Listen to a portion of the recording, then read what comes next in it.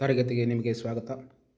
ಈಗಾಗಲೇ ಪೊಲೀಸ್ ಪರೀಕ್ಷೆಗೆ ಕಡಿಮೆ ಸಮಯ ಇರೋ ಕಾರಣದಿಂದಾಗಿ ಈ ಬಾರಿ ಕೆಇದವರು PC ಎಕ್ಸಾಮನ್ನು ಕಂಡಕ್ಟ್ ಮಾಡೋ ಕಾರಣದಿಂದಾಗಿ ಕೆಇದವರು ಅತಿ ಹೆಚ್ಚು ಬಾರಿ ಕರೆಂಟ್ ಅಫೇರ್ಸ್ ಮೇಲೆ ಪ್ರಶ್ನೆಗಳನ್ನು ತೆಗಿತಾ ಇದ್ದಾರೆ. ಇತ್ತೀಚೆಗೆ ನಡೆದಂತಹ ಕೆಇ ಪರೀಕ್ಷೆಯನ್ನು ನೀವು ಗಮನಿಸಿದಾಗ ಪ್ರಚಲಿತ ಘಟನೆ ಮೇಲೆ ಅತಿ ಹೆಚ್ಚು ಪ್ರಶ್ನೆಗಳು ಬರ್ತಾವೆ. ಅದರಲ್ಲೂ ಸಹ ಕರ್ನಾಟಕದ ಯೋಜನೆಗಳ ಮೇಲೆ ಪ್ರಶ್ನೆಗಳು ಬರ್ತಾವೆ ಮತ್ತು ಕರ್ನಾಟಕದ ಕೆಲವು ಪೋರ್ಟಲ್ಗಳ ಮೇಲೆ ಪ್ರಶ್ನೆಗಳು ಬರ್ತಾವೆ. ನಿಮಗೆ ಈಗಾಗಲೇ ಕರ್ನಾಟಕದ ಪೋರ್ಟಲ್ಗಳು ಪರೀಕ್ಷಾ ದೃಷ್ಟಿಯಿಂದ ಯಾವೆಲ್ಲ ಪೋರ್ಟಲ್ಗಳು ಇತ್ತೀಚೆಗೆ ಕರ್ನಾಟಕ ಸರ್ಕಾರ ಜಾರಿಗೆ ತಂದೈತಿ, ಯಾವ ಇಲಾಖೆ, ಅದರ ಕಾರ್ಯ ಏನು ಅಂತೇಳಿ ನಿಮ್ಗೆ ಹಿಂದಿನ ವಿಡಿಯೋದಲ್ಲಿ ಈಗಾಗಲೇ ಹೇಳಿದ್ದೀನಿ. ಯಾರೆಲ್ಲ ಆ ವಿಡಿಯೋ ನೋಡಿಲ್ಲ ಅಂದರೆ ಆದಷ್ಟು ಬೇಗನೆ ವಿಡಿಯೋನ ನೋಡ್ಕೊಳ್ಳಿ. ನನ್ನ ಯೂಟ್ಯೂಬ್ನಲ್ಲಿ ಇದೆ, ಕರ್ನಾಟಕ ಸರ್ಕಾರದ ಪ್ರಮುಖ ಪೋರ್ಟಲ್ಗಳಂತಿದೆ, ನೀವು ಅದನ್ನು ನೋಡ್ಬೋದು. ಇದನ್ನು ನಾವು ಕರ್ನಾಟಕ ಸರ್ಕಾರದ ಪ್ರಮುಖ ಕಲ್ಯಾಣ ಯೋಜನೆಗಳು ಅಂತೇಳಿ ನೋಡೋಣ. ಯಾಕಂದ್ರೆ ಕರ್ನಾಟಕದಿಂದ ಇತ್ತೀಚೆಗೆ ಜಾರಿಗೆ ತಂದಂಥ ಪ್ರಮುಖ ಯೋಜನೆಗಳು ಪರೀಕ್ಷಾ ದೃಷ್ಟಿಯಿಂದ ಅತ್ಯಂತ ಮಹತ್ವದಾಗಿರ್ತವೆ. ನೀವು ನಾಳೆ KPSC KS ಕಾಲ್ಫಾರ್ಮ್ ಆಗುತ್ತಾ, ಆ ಎಕ್ಸಾಮ್ಗೆ ಹೆಲ್ಪ್ ಆಗುತ್ತೆ, PC ಎಕ್ಸಾಮ್ಗೆ ಹೆಲ್ಪ್ ಆಗುತ್ತಾ, ಪ್ರತಿಯೊಂದು ತರಗತಿಯೂ ಸಹ ನಿಮ್ಗೆ ಹೆಲ್ಪ್ ಆಗುವಂಥ ಇದು ವಿಡಿಯೋ ಮತ್ತು ಕರೆಂಟ್ ಅಫೇರ್ಸ್. ಇದು ನಿಮಗೆ ಈ PDF ಬೇಕಂದ್ರೆ ನಮ್ಮ ಟೆಲಿಗ್ರಾಮ್ ಆದಂಥ ಲಿಂಕನ್ನು ಕೆಳಗಡೆ ಕೊಟ್ಟಿರ್ತೀನಿ. ನೀವು ಕ್ಲಿಕ್ ಮಾಡಿದ್ರೆ ಆ ಟೆಲಿಗ್ರಾಮ್ ಚಾನಲಲ್ಲಿ ಈ PDF ಅನ್ನು ನೀವು ಫ್ರೀಯಾಗಿ ಡೌನ್ಲೋಡ್ ಮಾಡಿಕೊಂಡು ಅಧ್ಯಯನವನ್ನು ಮಾಡ್ಬೋದು. ನಿಮ್ಗೆ ಲಿಂಕ್ ಡಿಸ್ಕ್ರಿಪ್ಷನಲ್ಲಿ ಕೊಟ್ಟಿರ್ತೀನಿ ಅಂತ, ಯಾರು ಬೇಕಾದರೂ ಅಲ್ಲಿಗೆ ನೀವು ಜಾಯ್ನ್ ಆದರೆ ಇದು ಫ್ರೀ PDF ಬರ್ತಾ. ಮತ್ತು ಇನ್ನೊಂದು ವಿಶೇಷ ಏನಪ್ಪ ಅಂದ್ರೆ, ಏನು KS ಎಕ್ಸಾಮ್ ಏನು ಇತ್ತೀಚೆಗೆ ನೋಟಿಫಿಕೇಶನ್ ಮಾಡ್ತೀವಿ ಅಂತ ಹೇಳಿದಾರಲ್ಲ, ಸುಮಾರು 300+ ಹುದ್ದೆಗಳಿದಾವಲ್ಲ, ಆ ಹುದ್ದೆಗೆ ಸಂಬಂಧಪಟ್ಟಂತಹ ಪ್ರಚಲಿತ ಘಟನೆಗೆ ಸಂಬಂಧಪಟ್ಟಂಥ ಒಂದು ಬೃಹತ್ ಪ್ರಮಾಣದಲ್ಲಿ ಒಂದು 7 ಮಂತ್ ಕರೆಂಟ್ ಅಫೇರ್ಸನ್ನು ತೆಗೆದುಕೊಂಡು ಬರ್ತಾ ಇದ್ದೀನಿ. ಬೃಹತ್ ಪ್ರಮಾಣದಲ್ಲಿ 7 ಮಂತ್ ಕರೆಂಟ್ ಅಫೇರ್ಸನ್ನು ಏನು ನಮ್ಮ KS ಅಲ್ಲಿ ಇಂಪಾರ್ಟೆಂಟ್ ಟಾಪಿಕ್ ಯಾವುದಂದ್ರೆ ಪ್ರಚಲಿತ ಘಟನೆ. KS ಅಲ್ಲಿ ಕಾಲ್ಫಾರ್ಮಲ್ಲಿ ಸುಮಾರು 60ರಿಂದ 80 ಮಾರ್ಕ್ಸ್ ಪ್ರಚಲಿತ ಘಟನೆಗಳಿಗೆ ಬರ್ತಾವೆ. ರಾಷ್ಟ್ರೀಯ ಅಂತಾರಾಷ್ಟ್ರೀಯ ಪ್ರಚಲಿತ ಘಟನೆಗಳು ಮತ್ತು ಕರ್ನಾಟಕಕ್ಕೆ ಸಂಬಂಧಪಟ್ಟಂತೆ ಇವೆಲ್ಲವನ್ನು ತೆಗೆದುಕೊಂಡು ಒಂದು ಬುಕ್ಸ್ ರೂಪದಲ್ಲಿ ತರ್ತಾ ಇದ್ದೀನಿ. ಯಾರೆಲ್ಲ ನಿಮ್ಮ ಸ್ನೇಹಿತರಿಗೆ ಮುಂದಿನ ದಿನಗಳಲ್ಲಿ ಸಹ ನಿಮ್ಗೆ ಅನೌನ್ಸ್ಮೆಂಟ್ ಮಾಡ್ತೀನಿ ಅಂತ, ಯಾವ ದಿನ ಬುಕ್ ರಿಲೀಸ್ ಮಾಡ್ತೀನಿ ಅಂತೇಳಿ. ಯಾರೆಲ್ಲ ಸ್ಪರ್ಧಾರ್ಥಿಗಳಾದ್ರೆ KS ಸ್ಪರ್ಧಾರ್ಥಿಗಳು ಅವ್ರಿಗೆ ಸಹಾಯ ಆದಷ್ಟು ಬೇಗನೆ ನಿಮ್ಗೆ ಬಂದು ತಲುಪುತ್ತೆ. ಇದು ನಾವು ಕರ್ನಾಟಕ ಸರ್ಕಾರದ ಕಲ್ಯಾಣದ ಪ್ರಮುಖ ಯೋಜನೆಗಳು ಅಂತೇಳಿ ನೋಡೋಣ. ಯಾವೆಲ್ಲ ಯೋಜನೆಗಳನ್ನ ಕರ್ನಾಟಕ ಸರ್ಕಾರ ಜಾರಿಗೆ ತಂದೈತಿ, ಯಾವ ದಿನಾಂಕದಿಂದ ಜಾರಿಗೆ ತಂದೈತಿ ಮತ್ತು ಅದರ ಉದ್ದೇಶ ಏನಂತೇಳಿ. ನಿಮಗೆ ಯಾವ ದಿನಾಂಕವೂ ಸಹ ಕೇಳ್ಬೋದು. ಕಲ್ಯಾಣ ಕರ್ನಾಟಕ ಸಹ ಗೃಹಲಕ್ಷ್ಮಿ ಯೋಜನೆ ಬಂತು, ಗೃಹಲಕ್ಷ್ಮಿ ಯೋಜನೆ ಜಾರಿಯಾದ ದಿನಾಂಕ ಯಾವುದು, ಈ ರೀತಿ ಪ್ರಶ್ನೆಗಳನ್ನು ನಾವು ಪರೀಕ್ಷೆಯಲ್ಲಿ ನಿರೀಕ್ಷಿಸಬಹುದಾಗಿರ್ತೈತಿ. ಈಗ ನಾವೇನು ಅಧ್ಯಯನ ಮಾಡ್ತೀವಲ್ಲ, ಒಂದೇ ದಿನದಲ್ಲಿ ಸಾಧನೆ ಆಗಂಗಿಲ್ಲ. ನಿರಂತರ ಅಧ್ಯಯನ ಮತ್ತು ನಿರಂತರ ಛಲ ಹೊಂದಿದ್ದರೆ ಎಂತಹ ಕಠಿಣ ಪರೀಕ್ಷೆಯನ್ನಾದರೂ ಸುಲಭವಾಗಿ ಎದುರಿಸಬಹುದು. ಸೋಲಿಗೆ ಹೆದರದೆ ಮುನ್ನುಗ್ಗಿ ಯಶಸ್ಸು ಖಂಡಿತ ನಿಮ್ಮದೇ. ಅಂದ್ರೇನು, ನಾವು ಒಂದು ದಿನ ಓದ್ವಿ, 1 ತಿಂಗಳು ಓದ್ವಿ, 1 ವರ್ಷ ಓದ್ವಿ, 2 ವರ್ಷ ಓದ್ವಿ, smart work, hard work, smart work and luck, ಇವು 3 ಇದ್ರೆ ನಿಮಗೆ ನೌಕರಿ ಸಿಗುತ್ತೆ. ಹಾರ್ಡ್ ವರ್ಕ್ ಮಾಡ್ತಿರ್ಬೇಕು, ಸ್ಮಾರ್ಟ್ ವರ್ಕ್ ಮಾಡ್ತಿರ್ಬೇಕು, ಅದರ ಜೊತೆಗೆ ನಿಮಗೂ ಲಕ್ಕೂ ಇರಬೇಕು. ನೀವು ಕಠಿಣ ಪರಿಶ್ರಮ ಓದಿನಲ್ಲಿ ಮಾಡಿದರೂ ಸಹ ನಿಮಗೆ ಲಕ್ ಅನ್ನೋದು 1% ಇರಬೇಕು. ಹಾರ್ಡ್ ವರ್ಕ್, ಸ್ಮಾರ್ಟ್ ವರ್ಕ್ ಇರುತ್ತೆ, ಲಕ್, ಇವು ಈ 3 ಇದ್ದರೆ ನಿಮಗೆ ಅತ್ಯಂತ ಬೇಗನೆ ನೌಕರಿ ಸಿಗ್ತಾ. ಕೆಲವು ಬಾರಿ ಹಲವಾರು ವ್ಯಕ್ತಿಗಳು ಕೆಲವು ವರ್ಷಗಳಿಗೆ ಓದಿರ್ತಾರೆ, ಆದರೂ ಸಹ ನೌಕರಿ ಆಗ್ತಾವೆ. ಯಾರು ನಿಮ್ಗೆ ಟೈಮ್ ವೇಸ್ಟ್ ಮಾಡೋಕ್ಕೆ ಹೋಗಬೇಡಿ. ಪ್ರಾರಂಭ ಮಾಡೋಂಥ ಪಂಚ ಗ್ಯಾರಂಟಿಗಳು. ಕರ್ನಾಟಕ ಸರ್ಕಾರ ಏನು ಕಾಂಗ್ರೆಸ್ ಸರ್ಕಾರ 2023ರಲ್ಲಿ ಅಧಿಕಾರ ಬರೋ ಪೂರ್ವದಲ್ಲಿ ಪಂಚ ಗ್ಯಾರಂಟಿಗಳನ್ನು ಕೊಡ್ತೀವಿ ಅಂತೇಳಿ ಅಧಿಕಾರಕ್ಕೆ ಬಂದರು. ಆದರೆ ಈ ಪಂಚ ಗ್ಯಾರಂಟಿಗಳ ಮೇಲೆ ಕ್ವಶನ್ಸ್ KS ಅಲ್ಲಿ ಆಗೇ ಆಗುತ್ತಾ, PSI ಆಗುತ್ತಾ, KEದವ್ರು ನಡೆಸ್ತಾರೋ ಆ ಎಕ್ಸಾಮಲ್ಲಿ ಕಂಪಲ್ಸರಿ ಕ್ವಶನ್ ಆಗುತ್ತೆ. ಯಾಕಂದರೆ ಇದು ಪಂಚ ಗ್ಯಾರಂಟಿ, ಸರ್ಕಾರದಂಥ ಪ್ರಮುಖ ಯೋಜನೆಗಳಲ್ಲಿ ಒಂದಂಥ ಒಂದು ಯೋಜನೆ ಅಂತ ನೋಡ್ತೀವಿ. ಇದ್ರ ಏನು ಉದ್ದೇಶ ಅಂದರೆ ಸಾಮಾಜಿಕ ಮತ್ತು ಆರ್ಥಿಕ ಸಬಲೀಕರಣದ ಯೋಜನೆಗಳು. ರಾಜ್ಯ ಸರ್ಕಾರದ ಸಾಮಾಜಿಕ ಮತ್ತು ಆರ್ಥಿಕ ಸಬಲೀಕರಣದ ಯೋಜನೆಗಳು, ಸಾಮಾಜಿಕವಾಗಿ ಅಭಿವೃದ್ಧಿಪಡಿಸಬೇಕು ಮತ್ತು ಅವರನ್ನು ಆರ್ಥಿಕ ಸಬಲೀಕರಣವನ್ನು ಗೊಳಿಸಬೇಕಂತೇಳಿ ಈ ಯೋಜನೆಯನ್ನು ತಂದಿದ್ದಾರೆ. ಹಾಗಾದ್ರೆ ಮೊದಲನೇ ಯೋಜನೆ ಶಕ್ತಿ ಯೋಜನೆ. ಶಕ್ತಿ ಯೋಜನೆ ಪ್ರಾರಂಭವಾದ ದಿನಾಂಕ ಯಾವುದು, ಇದು ಯಾವಾಗ ಜಾರಿಗೆ ಬಂತಂತ ಕೇಳಿದಾಗ ಜೂನ್ 11, 2023 ವೀರ ಇಂಪಾರ್ಟೆಂಟ್ ನೆನಪಿರಲಿ. ಶಕ್ತಿ ಯೋಜನೆ ಬಗ್ಗೆ 4-5 ಹೇಳಿಕೆ ಕೊಟ್ಟು ಅದರಲ್ಲಿ ಸ್ಟೇಟ್ಮೆಂಟ್ ಕೊಟ್ಟು ಡೇಟನ್ನು ಕೊಟ್ಟಿರ್ತಾನೆ. ನಿಮ್ಗೆ ಶಕ್ತಿ ಯೋಜನೆ ಬಗ್ಗೆ ಕಾನ್ಸೆಪ್ಟ್ ಕ್ಲಿಯರ್ ಇತ್ತಂದ್ರೆ ನೀವು ಅದಕ್ಕೆ ಸರಿಯಾಗಿ ಉತ್ತರಿಸ್ಬೋದು. ಯಾವಾಗ ಇದು ಪ್ರಾರಂಭ ಆಯಿತು ಅಂದ್ರೆ ಜೂನ್ 11, 2023 ಶಕ್ತಿ ಯೋಜನೆ ಪ್ರಾರಂಭ ಆಯಿತು. ಇದರ ಉದ್ದೇಶ ಏನು, ಮಹಿಳೆಯರು ಮತ್ತು ಲಿಂಗತ್ವ ಅಲ್ಪಸಂಖ್ಯಾತರಿಗೆ ಆರ್ಥಿಕ ಸಬಲೀಕರಣ ಮತ್ತು ಉಚಿತ ಸಾರಿಗೆ ಸೌಲಭ್ಯ. ಮಹಿಳೆಯರಿಗೆ ಮತ್ತು ಲಿಂಗತ್ವ ಅಲ್ಪಸಂಖ್ಯಾತರು ಯಾರಪ್ಪ ಅಂದ್ರೆ ಟ್ರಾನ್ಸ್ಜೆಂಡರ್ ಇರ್ತಾರಲ್ಲ, ಆ ಟ್ರಾನ್ಸ್ಜೆಂಡರಿಗೂ ಸಹ ಫ್ರೀ ಬಸ್. ಈ ಚಿತ್ರದಲ್ಲಿ ಕಾಣ್ಬೋದು ನೀವು, ಮಹಿಳೆಯರನ್ನ ಉಚಿತವಾಗಿ ಬಸ್ಸಲ್ಲಿ ಪ್ರಯಾಣ ಮಾಡ್ಬೋದು. ಏನದು ಇದರ ಉದ್ದೇಶ ಏನು ಅಂತೇಳಿ ನಿಮ್ಗೆ ಗೊತ್ತಾಯಿತು. ಮಹಿಳೆಯರಿಗೂ ಮತ್ತು ಲಿಂಗೋತ್ವ ಅಲ್ಪಸಂಖ್ಯಾತರಿಗೂ ಆರ್ಥಿಕ ಸಬಲೀಕರಣ ಮತ್ತು ಉಚಿತ ಸಾರಿಗೆ ಮಾಡೋಕೆ ಈ ಯೋಜನೆಯನ್ನು ಸರ್ಕಾರ ಜಾರಿಗೆ ತಂದೈತಿ. ಯಾವೆಲ್ಲ ಇಲಾಖೆಗಳು ಇವು ಜಾರಿಗೆ ತರ್ತಾವ? ಕರ್ನಾಟಕದ KSRTC department, BMTC, NWKSRTC, KKRTC, ನೀವು ಗೊತ್ತಲ್ಲ, ಕಲ್ಯಾಣ ಕರ್ನಾಟಕ ಸಾರಿಗೆ ಸಂಸ್ಥೆ, ಬೆಂಗಳೂರು ಬೃಹತ್ ಮಹಾನಗರ ಪಾಲಿಕೆ ಸಂಸ್ಥೆ, ಕರ್ನಾಟಕ ವಾಯು ಸಾರಿಗೆ ಸಂಸ್ಥೆ, ಇವೆಲ್ಲ 4 ವಿಭಾಗಗಳನ್ನಾಗಿ ಮಾಡ್ತೀವಲ್ಲ ನಾವು KSRTCಯನ್ನು. ಈ KSRTCಗಳು ಈ ಯೋಜನೆಯನ್ನು ಜಾರಿಗೆ ತರ್ತಾವೆ. ಯಾವ ಯೋಜನೆಯನ್ನು? ಶಕ್ತಿ ಯೋಜನೆಯನ್ನು. ಏನನ್ನು ಇದಕ್ಕೆ ಕೆಲವೊಂದು ರಿಯಾಯಿತಿಗಳು ಸಹ ಈ ಯೋಜನೆಯಲ್ಲಿ ಕರ್ನಾಟಕ ಸರ್ಕಾರ ಘೋಷಣೆ ಮಾಡುತ್ತೆ. ಏನಪ್ಪ ಅಂದ್ರೆ ರಾಜಹಂಸ, ಐರಾವತ, ಅಂಬಾರಿ ಅಂತ ಐಷಾರಾಮಿ ಮತ್ತು AC ಬಸ್ಸುಗಳನ್ನು ಹೊರತುಪಡಿಸಿ ನೀವು KSRTC ಬಸ್ ಅದು ಅಂತೇಳಿ ಎಲ್ಲ ಬಸ್ಸಲ್ಲಿ ನಿಮಗೆ ಉಚಿತ ಫ್ರೀಯಾಗಿ ಸೌಲಭ್ಯ ಬರೆಯಂಗಿಲ್ಲ. ಅಲ್ಲಿ ರಾಜಹಂಸ ಬಸ್ಸಲ್ಲಿ, ಐರಾವತದಲ್ಲಿ, ಅಂಬಾರಿಯಲ್ಲಿ, AC ಬಸ್ಸುಗಳಲ್ಲಿ ಮತ್ತು ಸಾಮಾನ್ಯ ಮತ್ತು ವೇಗದೂತ ಬಸ್ಸುಗಳಲ್ಲಿ ಮಾತ್ರ ಈ ಸೌಲಭ್ಯ ಇರ್ತೈತೆ. ಸಾಮಾನ್ಯ ಮತ್ತು ವೇಗದೂತ ಬಸ್ಸುಗಳಲ್ಲಿ ಮಾತ್ರ ನಿಮಗೆ ಫ್ರೀ ಬಸ್ಸಸ್ಸಿಗೆ ಅವೈಲೇಬಲ್ ಇರ್ತೈತಿ. ಇದು ಕೇವಲ ಕರ್ನಾಟಕದ ನಿವಾಸಿಗಳಿಗೆ ಮಾತ್ರ ಅನ್ವಯಿಸುತ್ತೆ. ಕರ್ನಾಟಕದಲ್ಲಿ ಎಲ್ಲರೂ ವಾಸ ಮಾಡ್ತಿರ್ತಾರೆ. ಸೊ ಆಂಧ್ರ ಪ್ರದೇಶದಿಂದ ಇರ್ಬೋದು, ತಮಿಳುನಾಡಿನಿಂದ ಇರ್ಬೋದು, ಕೇರಳದಿಂದ ಇರ್ಬೋದು, ಎಲ್ಲ ಪ್ರದೇಶದಿಂದ ಇಡೀ ಭಾರತದಾದ್ಯಂತ ಜನರು ಕರ್ನಾಟಕದಲ್ಲಿ ವಾಸ ಮಾಡ್ತಿರ್ತಾರೆ. ಬೆಂಗಳೂರಲ್ಲಂತೂ ಅತಿ ಹೆಚ್ಚು ಜನರು, ತಮಿಳುನಾಡು ಕೇರಿಗಳು ಅತಿ ಹೆಚ್ಚು ವಾಸ ಮಾಡ್ತಿರ್ತಾರೆ. ಅವರಿಗೆಲ್ಲ ಫ್ರೀ ಇರೋಂಗಿಲ್ಲ. ಏನು ಫ್ರೀ ಇರ್ತಾರೆ? ಇಲ್ಲಿ ಅಂತ ನಾಗರಿಕತೆ ಪಡೆದಬೇಕು, ಆಧಾರ್ ಕಾರ್ಡ್ ಹೊಂದಿರಬೇಕು. ಅಂದರೆ ಕರ್ನಾಟಕದ ಸ್ಥಳೀಯರಾಗಿರ್ಬೇಕು. ಅವರು ಬೇರೆ ರಾಜ್ಯದಿಂದ ಬಂದು ಸಹ ಇಲ್ಲೇ ವಾಸವಾಗಿ ಇಲ್ಲೇ ಎಲ್ಲ ಅವ್ರ ಡಾಕ್ಯುಮೆಂಟ್ಸನ್ನು ರೆಡಿ ಮಾಡ್ಕೊಂಡಂಥ ವ್ಯಕ್ತಿಗಳಿಗೆ ಏನಪ್ಪ ಅಂದ್ರೆ ಶಕ್ತಿ ಯೋಜನೆ ಮಹಿಳೆಯರಿಗೆ ಫ್ರೀ ಇರ್ತೈತಿ. ಮತ್ತು ಪುರುಷ ಪ್ರಯಾಣಿಕರಿಗೆ 50% ಆಸನವನ್ನು ಕಾಯ್ದಿರಿಸಲಾಗಿದೆ. ಇದು ಹೆಸರಿಗೆ ಹೇಳ್ತಾರೆ 50% ಪುರುಷರಿಗೆ ಕಾಯ್ದಿರಿಸಿ ಅಂತೇಳಿ. ಇದು ವಾಸ್ತವದಲ್ಲಿ ಜಾರಿ ಇಲ್ಲ.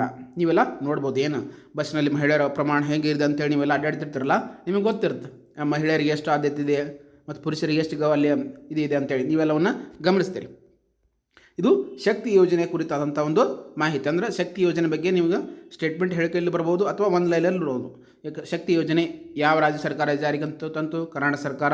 ದಿನಾಂಕ ಸಹ ನೆನಪಿಡಬೇಕು. ಮತ್ತು ಇದರ ಉದ್ದೇಶ ಏನು? ಬರೀ ಮಹಿಳೆಯರಿಗೆ ಅಂತೇಳಿ ಕೊಟ್ಟಿರ್ತಾರೆ. ಕೆಲವೊಂದು ಬಾರಿ ಮಹಿಳೆಯರಿಗೆ ಉಚಿತ ಪ್ರಯಾಣ ಅಂತ ಕೊಟ್ಟಿರ್ತಾರೆ. ಇಲ್ಲಿ ಮಹಿಳೆಯರು ಮತ್ತು ಲಿಂಗತ್ವ ಅಲ್ಪಸಂಖ್ಯಾತರು ನೀವು ಫೈಂಡ್ ಔಟ್ ಮಾಡ್ಕೋಬೇಕು. ಕ್ಲಿಯರ್ ಇರಬೇಕು ಕನ್ಸೆಪ್ಟ.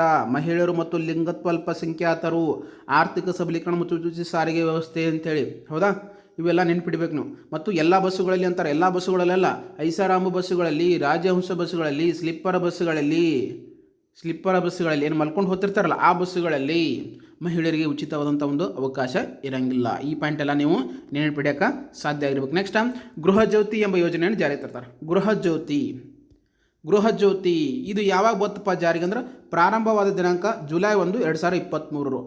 ಶಕ್ತಿ ಯೋಜನೆ ಜಾರಿಗೆ ಬಂದದ್ದು ನೆನಪೈತಾ ನಿಮಗೆ? ಜೂನ್ 11, 2023 ಶಕ್ತಿ ಯೋಜನೆ ಜಾರಿಗೆ ಬರ್ತಂದ್ರೆ ಗೃಹ ಜ್ಯೋತಿ ಯೋಜನೆ ಜುಲೈ 1, 2023 ಗೃಹ ಜ್ಯೋತಿ ಯೋಜನೆಯನ್ನು ಜಾರಿಗೆ ತಂತು ಕರ್ನಾಟಕ ಸರ್ಕಾರ. ಇದರ ಉದ್ದೇಶ ಏನು? ರಾಜ್ಯದ ಗೃಹ ಬಳಕೆ ಗ್ರಾಹಕರಿಗೆ ಉಚಿತ ವಿದ್ಯುತ್ ಒದಗಿಸುವ ಮೂಲಕ ಆರ್ಥಿಕ ಹೊರೆಯನ್ನು ತಗ್ಗಿಸುವುದು. ಗೃಹ ಬಳಕೆ ಅಂದರೆ ಮನೆಗೆ ಯಾರು ಮನೆಗೆ ಸಂಬಂಧಪಟ್ಟಂತೆ, ಗೃಹಕ್ಕೆ ಸಂಬಂಧಪಟ್ಟಂತೆ ವಿದ್ಯುತ್ತನ್ನು ಬಳಸ್ತಾರಲ್ಲ ಅವರಿಗೆ ಉಚಿತ ವಿದ್ಯುತ್ತನ್ನು ಒದಗಿಸುವ ಮೂಲಕ ಅವ್ರಿಗೆ ಆರ್ಥಿಕ ಹೊರೆಯನ್ನು, ಅಂದರೆ ಏನು ಕರೆಂಟ್ ಬಿಲ್ ತುಂಬ್ತಿರ್ತಾರಲ್ಲ, ಮಂತ್ಲಿ ಕರೆಂಟ್ ಬಿಲ್ ತುಂಬ್ತಿರ್ತಾರಲ್ಲ, ತಿಂಗಳ ಕರೆಂಟ್ ಬಿಲ್ ತುಂಬ್ರಿ ಅಂತೇಳಿ ನಿಮ್ಮ ಮನೆಗೇನು ಬರ್ತಾರಲ್ಲ, ಈ ತಿಂಗಳು 1ನೇ ತಾರೀಕು ಆಗೋದು ಮುಂಚೆ ಕರೆಂಟ್ ಬಿಲ್ ತುಂಬ್ರಿ ಅಂತ ಮನೆಗೆ ಬರ್ತಾರಲ್ಲ, ಆ ಕರೆಂಟ್ ಬಿಲ್ಲನ್ನು ನಿಮಗೆ ಹೊರೆ ಮಾಡೋಕೆ ಆಗಲ್ಲ. ಸರ್ಕಾರ ಏನು ಮಾಡ್ತಾ ನಿಮ್ಗೆ ಆರ್ಥಿಕ ಹೊರೆ ಅಂತ ತಗ್ಸಾಕ ಈ ಗೃಹ ಜ್ಯೋತಿ ಯೋಜನೆಯನ್ನು ಜಾರಿಗೆ ತಂತು. ಅದ್ರಿಂದ ಕೆಲವೊಂದು ಕಂಡೀಷನ್ಸ್ ಅದಾವೆ. ಅಂದರೆ ಸಂಪೂರ್ಣವಾಗಿ ಫ್ರೀ ಏನ್ರಿ ಗೃಹ ಜ್ಯೋತಿಗೆ? ನಮ್ಮ ಮನೆ ಐತಿ, ನಮ್ಮ ಮನೆಯಾಗ ಐತಿ, ಸಂಪೂರ್ಣವಾಗಿ ಫ್ರೀ ಕೊಡ್ತಾರೆ ಏನ್ರಿ ಅಂತ ಕೇಳಬೇಕು ಹೋಗ್ಬೇಡ್ರಿ. ಅದಕ್ಕೆ ಸಹ ಕೆಲವೊಂದು ಕಂಡೀಷನ್ ಹಾಕಿದ್ದಾರೆ. ಏನಂತ? ಪ್ರತಿ ಗೃಹ ಬಳಕೆಗೆ ವಿದ್ಯುತ್ ಸಂಪರ್ಕ ಮಾಸಿಕ 200 ಯೂನಿಟ್ಗಳಿಗೆ ಉಚಿತ ವಿದ್ಯುತ್ ನೀಡಲಾಗುತ್ತದೆ. ಒಂದು ಮನೆಗೆ ಒಂದು ತಿಂಗಳಿಗೆ ಎಷ್ಟು ಯೂನಿಟ್ ನೀಡ್ತಾರೆ ಅಂದ್ರೆ 200 ಯೂನಿಟ್ ವಿದ್ಯುತ್, 200 ಯೂನಿಟ್ಸ್ ಮಾತ್ರ ಉಚಿತವಾಗಿ ಫ್ರೀಯಾಗಿ ನೀಡ್ತಾರೆ. ಯಾವುದೇ ಮನೆ ಇರಲಿ ಗೃಹ ಬಳಕೆಗೆ 200 ಯೂನಿಟ್ ದಾಟ್ತಂದ್ರೆ ಏನಾಗ್ತಾ ನಿಮಗೆ ಕರೆಂಟ್ ಬಿಲ್ಲ ಕಟ್ಟಲೇಬೇಕಾಗುತ್ತಾ. ನಾವು 200 ಯೂನಿಟ್ ಒಳಗೆ ನೀವೇನಾದರೂ ಯೂಸ್ ಮಾಡ್ಕೊಂಡಿದ್ದೀರ ಅಂದ್ರೆ ನೀವು ಯಾವುದೇ ರೀತಿ ಕರೆಂಟ್ ಬಿಲ್ಲನ್ನು ಕಟ್ಟುವಂತಿಲ್ಲ. ಆದರೆ 200 ಯೂನಿಟ್ಗಿಂತ ಜಾಸ್ತಿ ನೀವೇನಾದರೂ ಕರೆಂಟನ್ನು ಯೂಸ್ ಮಾಡ್ಕೊಂಡಿದ್ದೀರ ಅಂದ್ರೆ ಅದಕ್ಕೆ ಬಿಲ್ ಬಂದೇ ಬರ್ತೈತಿ, ಅನ್ನೋದಕ್ಕೆ ಪೇ ಮಾಡಲೇಬೇಕು. ಏನಿದಕ್ಕೆ ಹೆಂಗೆ ಇದನ್ನು 200 ಯೂನಿಟ್ ಅಂತೇಳಿ ಆಯ್ಕೆ ಮಾಡ್ತಾರಂದ್ರೆ ಫಲಾನುಭವಿಗಳು ಕಳೆದ 1 ವರ್ಷದ ಸರಾಸರಿ ವಿದ್ಯುತ್ ಬಳಕೆ ಮೇಲೆ -10% ಹೆಚ್ಚು ಯೂನಿಟ್ಗಳನ್ನು ಸೇರಿಸಿ ಉಚಿತ ಮಿತಿಯನ್ನು ನಿಗದಿಪಡಿಸಲಾಗಿದೆ. 200 ಅಂತೇಳಿ 200 ಕೊಡೋಂಗಿಲ್ಲ ಎಲ್ಲರಿಗೆ. ಒಂದು ವರ್ಷದ ಏನು ಹಿಂದೆ 2022ರಾಗಿ ಏನು ಒಂದು ವರ್ಷ ಸರಾಸರಿ ವಿದ್ಯುತ್ತನ್ನು ಬಳಸಿರ್ತೀರಲ್ಲ, ನೀವು ಸುಮಾರು ಒಂದು 50 ಯೂನಿಟನ್ನು ಬಳಸಿದ್ರೆ ತಿಳ್ಕೊರಿ. 50 ಯೂನಿಟ್ ಆಗಿತ್ತಂದ್ರೆ ಅದಕ್ಕೆ 10 ಯೂನಿಟ್ ಸೇರಿ ನಿಮ್ಗೆ 60 ಯೂನಿಟ್ವರೆಗೂ ಉಚಿತ ವಿದ್ಯುತ್ತನ್ನು ಕೊಡ್ತದೆ. ನಿಮಗೆ 60 ಯೂನಿಟ್ವರೆಗೆ ನೀವೇನು ಮಾಡ್ಬೋದಂದ್ರೆ ವಿದ್ಯುತ್ತನ್ನು ಉಚಿತವಾಗಿ ಬಳಕೆ ಮಾಡಿಕೊಳ್ಳಬಹುದು. 60 ಯೂನಿಟ್ವರೆಗೆ ನೀವು ಉಚಿತವಾದ ವಿದ್ಯುತ್ತನ್ನು ನೀವು ಬಳಕೆ ಮಾಡ್ಬೋದು. 200 ಯೂನಿಟ್ ಕೊಟ್ಟಾರಿ, ನಾವು 200 ಯೂನಿಟ್ವರೆಗೆ ವಿದ್ಯುತ್ ಫ್ರೀ, ಕರೆಂಟ್ ಬಿಲ್ ತುಂಬ ಅಲ್ರಿ ಅಂತೇಳಿ ನಡೆಯಂಗಿಲ್ಲ. ನಿಮ್ಮದು ಹಿಂದಿನ ವರ್ಷದ ಸರಾಸರಿ ಏನು ಬಳಕೆ ಮಾಡಿರ್ತೀರಿ ಆ ಬಳಕೆ ಆಧಾರದ ಮೇಲೆ ನಿಮಗೆ ಒಂದು 10%, ನೀವು 50% ಯೂನಿಟ್ ವಿದ್ಯುತ್ ಬಳಕೆ ಮಾಡಿದ್ರಂದ್ರೆ ಅದಕ್ಕೊಂದು 10% ಆಗಿ 60% ಮಾಡಿ ನೀವು ಅಲ್ಲಿವರೆಗೆ ಫ್ರೀಯಾಗಿ ವಿದ್ಯುತ್ತನ್ನು ಬಳಸ್ಬೋದು. ಇದು ನಿಮ್ಗೆ ನೆನಪಿರಲಿ. ಇದಕ್ಕೇನಂದ್ರೆ ಇದು ಕೇವಲ ಗೃಹ ಬಳಕೆಗೆ ಅನಿಸ್ತೈತಿ. ಅಂದ್ರೆ ನಮ್ದು ಅಂಗಡಿ ಐತ್ರಿ, ಕಿರಾಣಿ ಅಂಗಡಿ ಐತ್ರಿ, ನಮ್ದು ಹೋಟೆಲ್ ಐತ್ರಿ, ನಮ್ಮ ಪಾರ್ಕ್ ಐತ್ರಿ, ಮತ್ತೆಲ್ಲವುಗಳಿಗೆ ಇದು ಅನ್ವಯ ಇಲ್ಲ. ಇದು ವಾಣಿಜ್ಯ ಬಳಕೆ ವಿದ್ಯುತ್ ಸಂಪರ್ಕಗಳಿಗೆ ಈ ಯೋಜನೆ ಅನ್ವಯಿಸುವುದಿಲ್ಲ. ನೆನಪಿರಲಿ, ವಾಣಿಜ್ಯ ಬಳಕೆ ವಿದ್ಯುತ್ ಸಂಪರ್ಕಗಳಿಗೆ ಈ ಯೋಜನೆ ಅನ್ವಯಿಸುವುದಿಲ್ಲ. ಯಾರಿಗೆ ಅನ್ವಯಿಸಿಲ್ಲ ಅಂದ್ರೆ ವಾಣಿಜ್ಯ ಬಳಕೆ ವಿದ್ಯುತ್ ಸಂಪರ್ಕಗಳಿಗೆ ಈ ಯೋಜನೆ ಅನ್ವಯಿಸಂಗಿಲ್ಲ. ಗೃಹಜ್ಯೋತಿ ನಿಮ್ಮ ನೆನಪಿರಲಿ, ಶಕ್ತಿ ಯೋಜನೆ ಬಂದಿದ್ದು ಜೂನ್ 11, ಗೃಹಜ್ಯೋತಿ ಬಂದಿದ್ದು ಜುಲೈ 1. ಇವೆಲ್ಲ ಡೇಟ್ ಸಹ ನಿಮ್ಮ ನೆನಪಿರಬೇಕು. ಮತ್ತು ಎಷ್ಟು ಯೂನಿಟ್ ಅಂತ ಕೇಳ್ತಾನೆ, 200 ಯೂನಿಟ್ ಅಂತ ಸಹ ನೆನಪಿಡಬೇಕು. ಇದನ್ನೆಲ್ಲ ಸಹ ಗೃಹಜ್ಯೋತಿಗೆ ಸಂಬಂಧಪಟ್ಟಂಥ ಮಾಹಿತಿ. ಇದು ಪಂಚ ಗ್ಯಾರಂಟಿಯಲ್ಲಿ ಎರಡನೇದು. ಇಲ್ಲಿ ಮೂರನೇ ಯೋಜನೆ ಯಾವುದಂದ್ರೆ ಗೃಹಲಕ್ಷ್ಮಿ ಯೋಜನೆ. ಇದು ಅತ್ಯಂತ ಮಹತ್ವ. ಏನು ಕರ್ನಾಟಕ ಸರ್ಕಾರ ಪಂಚ ಗ್ಯಾರಂಟಿಯಲ್ಲಿ ಮತ್ತೊಂದು ಮಹತ್ವದ ಯೋಜನೆ ಅಂದರೆ ಗೃಹಲಕ್ಷ್ಮಿ ಯೋಜನೆ. ಯಾವಾಗ ಇದು ಪ್ರಾರಂಭ ಆಯಿತು ಅಂದರೆ ಆಗಸ್ಟ್ 30, 2023 ಮೈಸೂರಿನಲ್ಲಿ ಚಾಲನೆ. Very very important. ಅಲ್ಲಿ ಬರೀ ಡೇಟ್ ಕೊಟ್ಟಿದ್ದ. ಪ್ರಾರಂಭ ಯಾವುದು? ಪ್ರಾರಂಭದಲ್ಲಿ ಯಾವ್ದು ಮಾಡಿದ್ರು? ಶಕ್ತಿ ಯೋಜನೆ ಮಾಡಿದ್ರು, ಏನು ಗೃಹಜ್ಯೋತಿ ಯೋಜನೆ ಮಾಡಿದ್ರು? ಪ್ರಾರಂಭದಲ್ಲಿ ಮಾಡಿದ್ದು ಶಕ್ತಿ ಯೋಜನೆ ಜೂನ್ 11 ನೆನಪಿರಲಿ, ಜೂನ್ 11, 2023. ಅದೇ ಗೃಹಜ್ಯೋತಿ ಪ್ರಾರಂಭವಾದ ದಿನಾಂಕ ಯಾವುದಂತ ಕೇಳಿದಾಗ ಜುಲೈ 1, 2023 ಗೃಹಜ್ಯೋತಿ ಪ್ರಾರಂಭ ಮಾಡಿದರು. ನೆಕ್ಸ್ಟ್ ಮೂರನೇ ಗ್ಯಾರಂಟಿ ಯಾವುದಪ್ಪ ಅಂದ್ರೆ ಗೃಹಜ್ಯೋತಿ ಯೋಜನೆ. ಈ ಗೃಹಜ್ಯೋತಿ ಯೋಜನೆ ಜಾರಿಗೆ ಬಂದಿದ್ದು ಯಾವಾಗಪ್ಪ ಅಂದ್ರೆ 2023 ಆಗಸ್ಟ್ 30 ಮೈಸೂರಿನಲ್ಲಿ ಇದಕ್ಕೆ ಚಾಲನೆ ನೀಡ್ತಾರೆ. ಇದಕ್ಕೆ ಪ್ಲೇಸ್ ಕೊಟ್ಟಿದ್ದಾರೆ. ಇದಕ್ಕೆ ವೆರಿ ವೆರಿ ಇಂಪಾರ್ಟೆಂಟ್. ಇದು ಗೃಹಲಕ್ಷ್ಮಿ ಯೋಜನೆ ಅತ್ಯಂತ ಮಹತ್ವದಾದ ಯೋಜನೆ ಪಂಚ ಗ್ಯಾರಂಟಿಯಲ್ಲಿ. ಅದಕ್ಕಾಗಿ ಇಲ್ಲಿ ಪ್ಲೇಸನ್ನು ಕೊಟ್ಟಿದ್ದಾರೆ. ನಿಮ್ಗೆ ಕೇಳ್ತಾನೆ, ಗೃಹಲಕ್ಷ್ಮಿ ಯೋಜನೆಗೆ ಎಲ್ಲಿ ಚಾಲನೆಯನ್ನು ನೀಡಲಾಯಿತು? Very very important. ಮೈಸೂರಿನಲ್ಲಿ. ದಿನಾಂಕ ಯಾವುದು? ಆಗಸ್ಟ್ 30, 2023. ಇವೆಲ್ಲ ಪಾಯಿಂಟ್ಗಳನ್ನು ನೀವು ನೆನಪಿಡೋಕೆ ಸಾಧ್ಯ ಆಗಿರಬೇಕು. ಇದ್ರ ಉದ್ದೇಶ ಏನಪ್ಪ ಅಂದ್ರೆ, ಈ ಗೃಹಲಕ್ಷ್ಮಿಯ ಯೋಜನೆಯ ಉದ್ದೇಶ ಏನಪ್ಪ ಅಂದ್ರೆ ಕುಟುಂಬದ ಯಜಮಾನಿಗೆ ಮಹಿಳಾ ಆರ್ಥಿಕ ಸ್ವಾತಂತ್ರ್ಯ ಮತ್ತು ಸ್ವಾವಲಂಬನೆಯನ್ನು ಒದಗಿಸುವುದು. ಒಂದು ಕುಟುಂಬಕ್ಕೆ ಏನು ಮಹಿಳಾ ಯಜಮಾನಿ ಇರ್ತಾಳ ಆ ಮಹಿಳೆಯರಿಗೆ ಆರ್ಥಿಕ ಸ್ವಾತಂತ್ರ್ಯವನ್ನು, ಅವರಿಗೆ ಸ್ವಾವಲಂಬನೆಯನ್ನು ಒದಗಿಸೋಕೆ ಒಂದು ಯೋಜನೆ ಬಂದಂಥ ಯೋಜನೆ ಇದೆ. ಯಾವುದು? ಗೃಹಲಕ್ಷ್ಮಿ ಯೋಜನೆ. ಏನು ಮಾಡ್ತಿದ್ದು? ಅದಕ್ಕೆ ಏನು ಕೆಲಸ ಮಾಡ್ತಪ್ಪ ಅಂದರೆ ಗೃಹಲಕ್ಷ್ಮಿ ಯೋಜನೆ ಪಡಿತರ ಚೀಟಿಗಳಲ್ಲಿ APL ಮತ್ತು BPL ಹಾಗೂ ಅಂತ್ಯೋದಯ, ಏನು ನಾವು ರೇಷನ್ ಕಾರ್ಡ್ ಅಂತೀವಲ್ಲ, ರೇಷನ್ ಕಾರ್ಡಲ್ಲಿ ಹಲವಾರು ಪ್ರಕಾರ ಬರ್ತಾವೆ. ನಮ್ದು ರೇಷನ್ ಕಾರ್ಡ್ ಐತ್ರಿ, ನಮ್ಗೆ ರೇಷನ್ ಕೊಡ್ತಾರೆ ಸೊಸೈಟಿಗೆ ಅಂತ ಅಲ್ಲ, ಅಲ್ಲಿ ರೇಷನ್ ಕಾರ್ಡಲ್ಲಿ ಬೇರೆ ಬೇರೆ ರೀತಿಯ ಮತ್ತು ರೇಷನ್ ಕಾರ್ಡ್ ಬರ್ತಾವೆ. BPL ಬರ್ತೈತಿ, ಬಿಲೋ ಪವರ್ಟಿ ಲೈನ. APL ಅಬವ್ ಪವರ್ಟಿ ಲೈನ್ ಅಂತ ಬರ್ತಾವೆ. BPL ಅಂದ್ರೆ ಬಿಲೋ ಪವರ್ಟಿ ಲೈನ, APL ಅಂದ್ರೆ ಅಬವ್ ಪವರ್ಟಿ ಲೈನ ಮತ್ತು ಅಂತ್ಯೋದಯ ಈ ರೀತಿಯ ರೇಷನ್ ಕಾರ್ಡ್ಗಳು ಬರ್ತಾವೆ. ಮನೆ ಯಜಮಾನಿಗೆ ಏನೋ ಆಧಾರ್ ಕಾರ್ಡ್ನಲ್ಲಿ ಮನೆ ಯಜಮಾನಿ ಇರ್ತಾರಲ್ಲ ಎಂದು ನಮೂದಿಸಲಾದ ಮಹಿಳೆಗೆ ಪ್ರತಿ ತಿಂಗಳು 2,000 ರೂಪಾಯಿ ಆರ್ಥಿಕ ಸಹಾಯಧನವನ್ನು ನೀಡ್ತಾರೆ. ಮನೆಯ ಯಜಮಾನಿಗೆ BPL, APL, ಅಂತ್ಯೋದಯ ಕಾರ್ಡ್ ಹೊಂದಿರ್ತಾರಲ್ಲ ಆ ಮನೆಯ ಯಜಮಾನಿಗೆ ಪ್ರತಿ ವರ್ಷ ಮತ್ತು ರೇಷನ್ ಕಾರ್ಡ್ದಾಗ 3-4 ದಿನ ಹೆಣ್ಮಕ್ಳು ಅದಾರ ರೀ, ಅವರಿಗೆಲ್ಲ 2,000 ರೂಪಾಯಿ ಬರ್ತಾವೇನ್ರಿ ಹಂಗೆ ಕೇಳಕ್ಕೆ ಹೋಗ್ಬಾರ್ದು. ಆ ರೇಷನ್ ಕಾರ್ಡ್ನಲ್ಲಿರುವಂಥ ಯಜಮಾನಿ ಮಾಲಕ್ತಿ ಯಾರಿರ್ತಾಳಲ್ಲ, ಮನೆ ಮಾಲಕ್ತಿ ಅಷ್ಟೇ ಬರ್ತೈತಿ. ಈ ಸದ್ ನಮ್ದೊಂದು ಸಂಸಾರ ಆಗೈತೆ ರೀ, ನಮ್ದು 3 ಜನ ಸೊಸೆದೇರು ಅದಾರ ರೀ, ನಮ್ಮ ತಾಯಿ ಹೆಸರಲ್ಲಿ ಯಜಮಾನ್ರಿ ಅದಾಳ್ರಿ, ನಮ್ಮ ಸೊಸೆದೇರಿಗೆ ಬರ್ತೈತೇನ್ರಿ ಅಂತ ಕೇಳಕ್ಕೆ ಹೋಗ್ಬೇಡ್ರಿ. ಆ ರೇಷನ್ ಕಾರ್ಡ್ನಲ್ಲಿರುವಂಥ APL, BPL ಮತ್ತು ಅಂತ್ಯೋದಯದಲ್ಲಿರುವಂತಹ ಮಹಿಳೆ ಯಜಮಾನಿಗೆ ಈ ನಿಮಗೆ ಪ್ರತಿ ತಿಂಗಳು 2,000 ಆರ್ಥಿಕ ಸಹಾಯಧನವನ್ನು ನೀಡ್ತೈತೆ. ಆರ್ಥಿಕ ಸಹಾಯಧನ ಯಾಕೆ ನೀಡ್ತೈತೆ ಅಂದ್ರೆ ಮಹಿಳೆಯರಿಗೆ ಸ್ವಾವಲಂಬನೆ ಆಗಕ್ಕೆ, ಆರ್ಥಿಕವಾಗಿ ಬಲಿಷ್ಠ ಆಗಕ್ಕೆ ಈ ಯೋಜನೆಯನ್ನು, ಗೃಹಜ್ಯೋತಿ ಯೋಜನೆಯನ್ನು ಕರ್ನಾಟಕ ಸರ್ಕಾರ ಪಂಚ ಗ್ಯಾರಂಟಿಯಲ್ಲಿ ಅಳವಡಿಸ್ಕೊಂಡು ತಂದೈತಿ. ಇದು ಯೋಜನೆ ಹಣವನ್ನು ಹೇಗೆ ನೀವು ನೀಡ್ತಾರಪ್ಪ ಅಂದ್ರೆ, ಯೋಜನೆ ಹಣವನ್ನು ಫಲಾನುಭವಿಗಳ ಬ್ಯಾಂಕ್ ಖಾತೆಗೆ ನೇರ ನಗದು ವರ್ಗಾವಣೆ, DBT, ಡೈರೆಕ್ಟ್ ಬೆನಿಫಿಟ್ ಟ್ರಾನ್ಸ್ಫರ್ ಅಂತೇಳಿ ಕರೀತಾರೆ. ನಿಮಗೆ ಎಕ್ಸಾಂಪಲ್ ಕೇಳ್ಬೋದು, DBT ಅನ್ನು ವಿಸ್ತರಿಸಿ ಬರೆಯಿರಿ, ಡೈರೆಕ್ಟ್ ಬೆನಿಫಿಟ್ ಟ್ರಾನ್ಸ್ಫರ್. ಹಣವನ್ನು ಹೆಂಗೆ ಡೈರೆಕ್ಟ್ ಕ್ಯಾಶ್ ಕೊಡ್ತಾರೆ ಅಂದರೆ ಕೈಯಾಗೆ ಕೊಡ್ತಾರೆ ಅಲ್ಲ, ನಿಮ್ಮ ಖಾತೆಗೆ ನೀವೇನು ಬ್ಯಾಂಕಲ್ಲಿ ಅಕೌಂಟ್ ತೆಗಿರ್ತಾರಲ್ಲ, ನೀವು ಯಾವ ಬ್ಯಾಂಕಲ್ಲಿ ಇರಲಿ, ಇಂಡಿಯನ್ ಪೋಸ್ಟ್ ಆಫೀಸ್ ಇರಲಿ, ನ್ಯಾಷನಲೈಸ್ ಬ್ಯಾಂಕ್ ಇರಲಿ, ಕೆನರಾ ಬ್ಯಾಂಕ್ ಇರಲಿ, ಯಾವುದೇ ಬ್ಯಾಂಕಿನಲ್ಲಿ ನೀವು ಅಕೌಂಟನ್ನು ತೆಗೆದಿರ್ತಾರಲ್ಲ ಆ ಬ್ಯಾಂಕಿಗೆ ನೇರವಾಗಿ ನಿಮ್ಮ ಖಾತೆಗೆ ಹಣವನ್ನು ನೇರವಾಗಿ ಹಾಕ್ತಾರೆ. ಯಾವುದೇ ರೀತಿಯ ಮಿಡ್ಮ್ಯಾನ್ ಪೋಸ್ಟ್ ಆಫೀಸ್ ತಂದು ಕೊಡೋದಾಗಲಿ, ಪೋಸ್ಟ್ ಮ್ಯಾನ್ ತಂದು ಕೊಡೋದಾಗಲಿ, ಈ ರೀತಿ ಪದ್ಧತಿ ಇಲ್ಲ. ಇದೇನಪ್ಪ ಅಂದ್ರೆ ನೇರವಾಗಿ ನಿಮ್ಮ ಖಾತೆಗಳಿಗೆ ಪ್ರತಿ ತಿಂಗಳು 2,000 ರೂಪಾಯಿ ಬರುವಂಥ ಒಂದು ಯೋಜನೆ. ಅದಕ್ಕೆ DBT ಅಂತ ಕೇಳ್ತೀವಿ, ಡೈರೆಕ್ಟ್ ಬೆನಿಫಿಟ್ ಟ್ರಾನ್ಸ್ಫರ್. ಯಾರಿಗೆ ನೇರವಾಗಿ ಹಣವನ್ನು ಕೊಡ್ತೀವಿ ಅದನ್ನು DBT ಅಂತ ಕೇಳ್ತೀವಿ. ಇನ್ನು ಯಾರ್ಯಾರಿಗೆ ಈ 2,000 ರೂಪಾಯಿನ ಗೃಹಲಕ್ಷ್ಮಿ ಯೋಜನೆಯಲ್ಲಿ ವಿನಾಯಿತಿಯನ್ನು ನೀಡಲಾಗ ಮಹಿಳೆಯರಿಗೆ ಅಂತ ಕೇಳಿದಾಗ, ತೆರಿಗೆ ಪಾವತಿದಾರರಿಗೆ, IT ಪ್ಲೇಯರ್ಸ್ ಅಂದರೆ ಇನ್ಕಮ್ ಟ್ಯಾಕ್ಸ್ ಯಾರು ಕಟ್ತಿರ್ತಾರಲ್ಲ ಅವರಿಗೆ 2,000 ರೂಪಾಯಿ ಬರೋಂಗಿಲ್ಲ. ಮತ್ತು GST ರಿಟರ್ನ್ಸ್ ಸಲ್ಲಿಸುವ ಕುಟುಂಬಗಳ ಮಹಿಳೆಯರು ಅರ್ಹರಲ್ಲ. ಯಾವೆಲ್ಲ ಕುಟುಂಬ ಮಹಿಳೆಯರು ಅರ್ಹರಲ್ಲ ಅಂತೇಳಿ ಈ ಯೋಜನೆ ಕೇಳಿದಾಗ, IT ಇನ್ಕಮ್ ಟ್ಯಾಕ್ಸ್ ಕಟ್ಟುವಂಥ ಕುಟುಂಬಗಳಿಗೆ ಅರ್ಹರಲ್ಲ. ಮತ್ತು GSTಯನ್ನು ರಿಟರ್ನ್ ಮಾಡ್ತಿರ್ತಾರಲ್ಲ, ಈಗ ಬಿಸ್ನೆಸ್ ಮಾಡ್ತಿರ್ತೀರಿ, GST ಕಟ್ತಿರ್ತೀರಿ, ನಿಮ್ಮ ಮನೆಯಲ್ಲಿ ಕುಟುಂಬರು ಯಜಮಾನರು ಇರ್ತಾರೆ, ಅವರಲ್ಲಿ ಮಹಿಳೆಯರು ಇರ್ತಾರೆ, ಆ ಮಹಿಳೆಯರಿಗೆ ಪ್ರತಿ ತಿಂಗಳು 2,000 ರೂಪಾಯಿ ಬರೋಂಗಿಲ್ಲ. ಇದು ನೆನಪಿರಲಿ.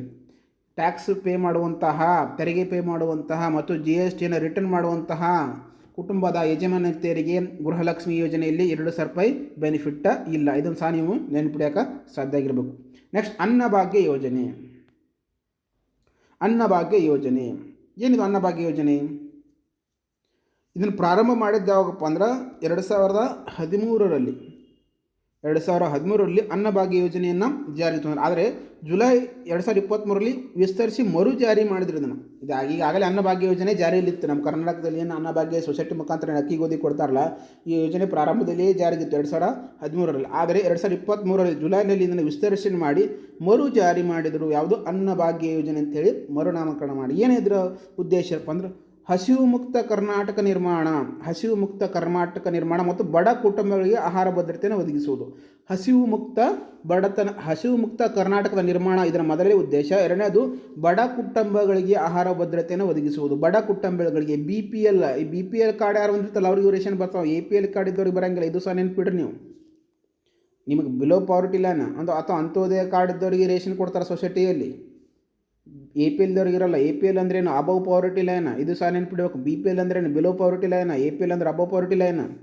ಯಾರು ರೇಷನ್ ಕಾರ್ಡಲ್ಲಿ APL ಅಂತ ಇರ್ತತ್ತಲ್ಲ ಅವ್ರಿಗೆ ಸೊಸೈಟಿಯಿಂದ ರೇಷನ್ ಕೊಡೋಂಗಿಲ್ಲ.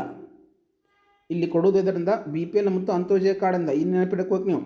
ಈ BPL ಮತ್ತು ಅಂತ್ಯೋದಯ ಪಡಿತರ ಚೀಟಿಗೆ ಹೊಂದಿರುವ ಕುಟುಂಬದ ಪ್ರತಿ ಸದಸ್ಯನಿಗೆ 10 kg ಆಹಾರ ಧಾನ್ಯವನ್ನು ವಿತರಿಸುತ್ತೆ. ನಿಮಗೆ ಹೇಳಿದ್ನಲ್ಲ, BPL ಕಾರ್ಡ್ ಹೊಂದಿದವರಿಗೆ. BPL ಮತ್ತು ಅಂತ್ಯೋದಯ ಇವೆರಡು ಕಾರ್ಡನ್ನು ಹೊಂದಿರ್ತಾರಲ್ಲ ರೇಷನ್ ಕಾರ್ಡಲ್ಲಿ, BPL ಮತ್ತು ಅಂತ್ಯೋದಯ ಅಂತೇಳಿ ಕಾರ್ಡ್ಗಳು ಇರ್ತಾವೆ. APLಗೆ ರೇಷನ್ ಕೊಡೋಂಗಿಲ್ಲ. BPL ಮತ್ತು ಅಂತ್ಯೋದಯ ಕಾರ್ಡ್ ಹೊಂದಿರುವ, ಅಂತ್ಯೋದಯ ಪಡಿತರ ಚೀಟಿನ ಹೊಂದಿರುವ ಕುಟುಂಬದ ಪ್ರತಿ ಸದಸ್ಯನಿಗೆ, ಈಗ ನಿಮ್ಮ ಕುಟುಂಬದಾಗ ಒಂದು 6 ಜನ ಇರ್ತಿದ್ದು ಕೊರಿ, 6 ಜನ ಒಬ್ಬ ವ್ಯಕ್ತಿಗೆ 10 kg ರೂಪದಲ್ಲಿ 60 kg ಕೊಟ್ಟಂಗೆ ಆಯಿತು. 6 ಜನ ಆದರೆ ನೀವು ಅಂದ್ರೆ ಆ ರೇಷನ್ ಕಾರ್ಡಲ್ಲಿ ನಿಮ್ಗೆ 60 kg ಅಕ್ಕಿ ಬರ್ತದೆ ಮನೆಗೆ. ಅಂದ್ರೇನು? BPL ಮತ್ತು ಅಂತ್ಯೋದಯ ಪಡಿತರ ಚೀಟಿ ಹೊಂದಿರುವ ಕುಟುಂಬದ ಪ್ರತಿ ಸದಸ್ಯನಿಗೆ ತಿಂಗಳಿಗೆ 10 kg ಆಹಾರವನ್ನು ವಿತರಿಸುವುದ ಗುರಿಯನ್ನು ಹೊಂದೈತಿ. ಇದರ ಗುರಿ ಏನಂದ್ರೆ, ಒಂದು ರೇಷನ್ ಕಾರ್ಡಿಗೆ 10 ಕೊಡೋದಲ್ಲ, ಆ ರೇಷನ್ ಕಾರ್ಡಿಲಿರುವಂಥ ಒಂದು ಸದಸ್ಯನಿಗೆ 10 kg ಕೊಡೋದು. ಆ ರೇಷನ್ ಕಾರ್ಡಿರುವಂಥ ಒಬ್ಬ ಮೆಂಬರಿಗೆ 10 kg ಕೊಡೋದು. ನೀವು ಎಷ್ಟು ಜನ ಮೆಂಬರ್ ಇರ್ತಾರಲ್ಲ ಹಂಗೆ 2 ಹಾಕೋತ ಹೋಗುತ್ತೆ. ನಮ್ಮದು ರೇಷನ್ ಕಾರ್ಡ್ ಐತೆ ರೀ, ಅದ್ರ ನಾವು 8 ಜನ ಅದೇವ್ರಿ, ನಮ್ಗೆ 10 kg ಬರ್ತೇನೆ ರೀ ಕೇಳಕ್ಕೆ ಹೋಗ್ಬೇಡ್ರಿ. ಒಬ್ಬ ವ್ಯಕ್ತಿಗೆ 10 kg ಕೊಡ್ತಾರೆ. 8 ಜನ ಇದ್ರೆ 80 kg ರೇಷನ್ ಕೊಡ್ತಾರೆ. ಇದು ನಿಮಗೆ ತಲೆಯಾಗಿರಲಿ. ನೆಕ್ಸ್ಟ್, ಕೇಂದ್ರ ಸರ್ಕಾರ ನೀಡುವಂಥ 5 kg ಅಕ್ಕಿಯ ಜೊತೆಗೆ ಉಳಿದ 5 kg ಆಹಾರ ಧಾನ್ಯದ ಬದಲಾಗಿ ಫಲಾನುಭವಿಗಳಿಗೆ ಪ್ರತಿ ಕೆಜಿಗೆ 34 ರೂಪಾಯಿಯಂತೆ 170 ನೇರವಾಗಿ ವರ್ಗಾವಣೆಯನ್ನು ಮೂಲಕ ನೀಡಲಾಗುತ್ತದೆ. ಕೇಂದ್ರ ಸರ್ಕಾರ 5 kg ಅಕ್ಕಿ ನೀಡುತ್ತೆ. ಉಳಿದ 5 kg ಆಹಾರ ನೀಡುವ ಬದಲಾಗಿ ಏನು ಮಾಡ್ತಾರೆ ಅಂದ್ರೆ ಪ್ರತಿ ಕೆಜಿಗೆ 34 ರೂಪಾಯಿಯಂತೆ, ಪ್ರತಿ ಕೆಜಿಗೆ 34 ರೂಪಾಯಿಯಂತೆ ಏನು ಮಾಡ್ತಾರಪ್ಪ ಅಂದ್ರೆ 5 kgನ 34 × 5 ಮಾಡಿರಿ 170 ರೂಪಾಯಿನ DBT ಡೈರೆಕ್ಟ್ ಬೆನಿಫಿಟ್ ಟ್ರಾನ್ಸ್ಫರ್ ನಿಮ್ಮ ಅಕೌಂಟಿಗೆ ಹಾಕ್ತಾರೆ. ಅಮೌಂಟನ್ನು 5 kg ರೇಷನ್ ಕೊಟ್ಟಿರ್ತಂದ್ರೆ 5 kg ಕೇಂದ್ರ ಸರ್ಕಾರ ನೀಡುವಂಥ 5 kg ಜೊತೆಗೆ ಏನು ಮಾಡ್ತಾ ಇರ್ತಂದ್ರೆ ಉಳಿದ 5 kg ಆಹಾರಕ್ಕೆ ಏನು ಬದಲಾಗಿ ಏನು ಮಾಡ್ತಾರೆ ಅಂದ್ರೆ ಫಲಾನುಭವಿಗೆ 5 kg ರೂಪಾಯಿಯ 34 ರೂಪಾಯಿ kg ಅಂತ ಅಕ್ಕಿ ಲೆಕ್ಕ ಮಾಡಿ 5 kg ಎಷ್ಟಾಗುತ್ತೆ ಅಂದ್ರೆ 170 ರೂಪಾಯಿ ಆಗುತ್ತೆ. ಹೌದಾ?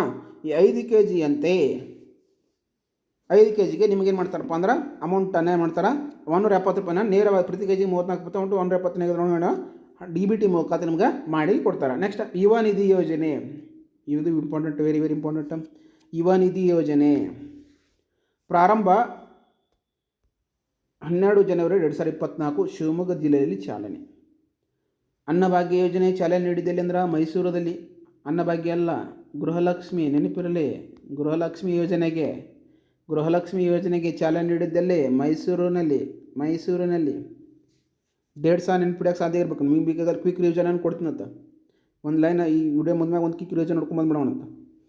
ಯುವ ನಿಧಿ ಯೋಜನೆ ಪ್ರಾರಂಭವಾಗಿದ್ದು ಯಾವಾಗಂದ್ರೆ 12 ಜನವರಿ 2024 ಶಿವಮೊಗ್ಗದಲ್ಲಿ ಚಾಲನೆ ನೀಡಲಾಯಿತು. ಇದಕ್ಕೆ ಚಾಲನೆ ನೀಡಿದ್ದಲ್ಲಪ್ಪ ಅಂದ್ರೆ ಶಿವಮೊಗ್ಗ ಜಿಲ್ಲೆಯಲ್ಲಿ ಯುವ ನಿಧಿ ಯೋಜನೆಗೆ ಜನವರಿ 12, 2024ರಂದು ಈ ಯೋಜನೆಗೆ ಶಿವಮೊಗ್ಗ ಜಿಲ್ಲೆಯಲ್ಲಿ ಜಾರಿ ಮಾಡ್ತೀವಿ. ಇದರ ಉದ್ದೇಶ ಏನಪ್ಪ ಅಂದ್ರೆ ನಿರುದ್ಯೋಗಿ ಪದವೀಧರರು ಮತ್ತು ಡಿಪ್ಲೊಮಾ ಹೊಂದಿರುವ ಯುವಕರಿಗೆ ಆರ್ಥಿಕ ಭದ್ರತೆಯನ್ನು ಒದಗಿಸುವುದು. ನಿರುದ್ಯೋಗಿ ಪದವೀಧರರು ಅಂದ್ರೆ ಡಿಗ್ರಿ ಮುಗಿಸಿ ಯಾರು ಖಾಲಿ ಕೂತಿರ್ತಾರಲ್ಲ, ಉದ್ಯೋಗ ಇಲ್ಲಾರ, ಮತ್ತು ಡಿಪ್ಲೊಮಾನ ಹೊಂದಿರ್ತಾರಲ್ಲ, ಡಿಪ್ಲೊಮಾನ ಕಂಪ್ಲೀಟ್ ಮಾಡಿರ್ತಾರಲ್ಲ ಅಂಥ ಯುವಕರಿಗೆ ಆರ್ಥಿಕ ಸಹಾಯಗಳಂತೇಳಿ ಆರ್ಥಿಕ ಭದ್ರತೆ ಯೋಜನೆ ಅಂತೇಳಿ ಸರ್ಕಾರ ತರ್ತದೆ, ಯುವ ನಿಧಿ ಯೋಜನೆ. ಇದಕ್ಕೇನೆಲ್ಲ ಯುವ ನಿಧಿ ಪಡೆಯೋಕೆ ನಿಮಗೆ ಏನೆಲ್ಲ ಕಂಡೀಷನ್ ಸಪ್ಲೈ ಆಗ್ತವೆ? ಶೈಕ್ಷಣಿಕ ವರ್ಷದಲ್ಲಿ ಉತ್ತೀರ್ಣರಾಗಿ 180 ದಿನಗಳು 6 ತಿಂಗಳು ಕಳೆದರೂ ಯಾವುದೇ ಉದ್ಯೋಗ ಪಡೆಯದೆ ನಿರುದ್ಯೋಗಿ ಯುವ ಜನರಿಗೆ ಅನ್ವಯ. ಈ ಡಿಗ್ರಿ ಮುಗಿಯೋಣ, ನೀವು ಪ್ರೈವೇಟಲ್ಲಿ ಕೆಲಸ ಮಾಡ್ತೀರಿ, ನಿಮಗೆ ರೊಕ್ಕ ಬರುತ್ತೆ ಅಂತ ತಿಳ್ಕೊಳಕ್ಕೆ ಹೋಗಬೇಡ್ರಿ. ನಿಮಗೆ ಡಿಗ್ರಿ ಮುಗಿದಂತ ಆದ ನಂತರ ನೀವು ಯಾವುದೇ ಕೆಲಸ ಸೇರಲಿಲ್ಲ, 6 ತಿಂಗಳು ನೀವು ಖಾಲಿ ಇದ್ರಿ, ಆವಾಗ ನೀವು ಯುವ ನಿಧಿಗೆ ಅರ್ಜಿ ಹಾಕಿ ಹಣವನ್ನು ನೀವು ಪಡಿಬೋದು. ಎಷ್ಟು ಬರ್ತೀರಿ ಹಣ? ನಮ್ಮ ಡಿಗ್ರಿ ಮುಗಿದಂತೆ ನಮ್ಗೆ ಹಣ ಎಷ್ಟು ಬರ್ತೀರಿ? 3,000 ಬರ್ತೋ 5,000 ಬರ್ತೋ ಅಂತ ಕೇಳಕ್ಕೆ ಹೋಗ್ಬೇಡ್ರಿ.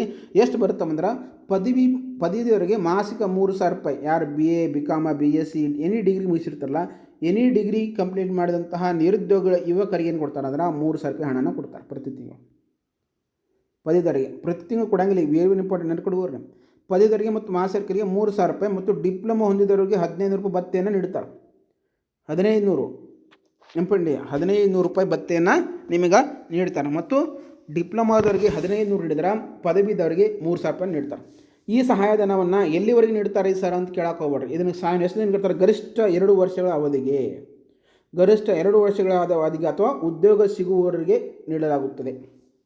ಈ ಯುವ ನಿಧಿಯನ್ನು ನೋಂದಣಿ ಮಾಡ್ಕೋಬೇಕಂದ್ರೆ ಪ್ರಾರಂಭದಲ್ಲಿ 6 ತಿಂಗಳ ನಿಮಗೆ ಯಾವುದೇ ಉದ್ಯೋಗ ಸಿಕ್ಕಿರಬಾರ್ದು, ನೀವು ಅನ್ಎಂಪ್ಲಾಯ್ಮೆಂಟ್ ಆಗಿರಬೇಕು, ಆವಾಗ ನೀವು ಅರ್ಜಿಯನ್ನು ಸಲ್ಲಿಸೋಕ್ಕಾಗಿರ್ತೈತಿ. ಮತ್ತು ನಿಮಗೆ ಗರಿಷ್ಠ 2 ವರ್ಷಗಳ ಕಾಲ ನಿಮಗೆ ಹಣವನ್ನು ನೀಡ್ತೈತಿ. ನಿಮ್ಮ ಜೀವನ ಪರ್ಯಂತ ಹಣ ನೀಡಂಗಿಲ್ಲ. ಇದು ಜೀವನ ಪರ್ಯಂತ ನಮಗೆ ಹೆಂಗೆ ಪೆನ್ಷನ್ ಬರ್ತೈತಿ 60 ವಯಸ್ಸು ಆದ್ಮ್ಯಾಗ ಅಂತಾರಲ್ಲ, ಹಂಗೆ ನಿಮ್ಮ ಜೀವನ ಪರ್ಯಂತ ಬರುವಂಥ ಯೋಜನೆ ಅಲ್ಲಿದು.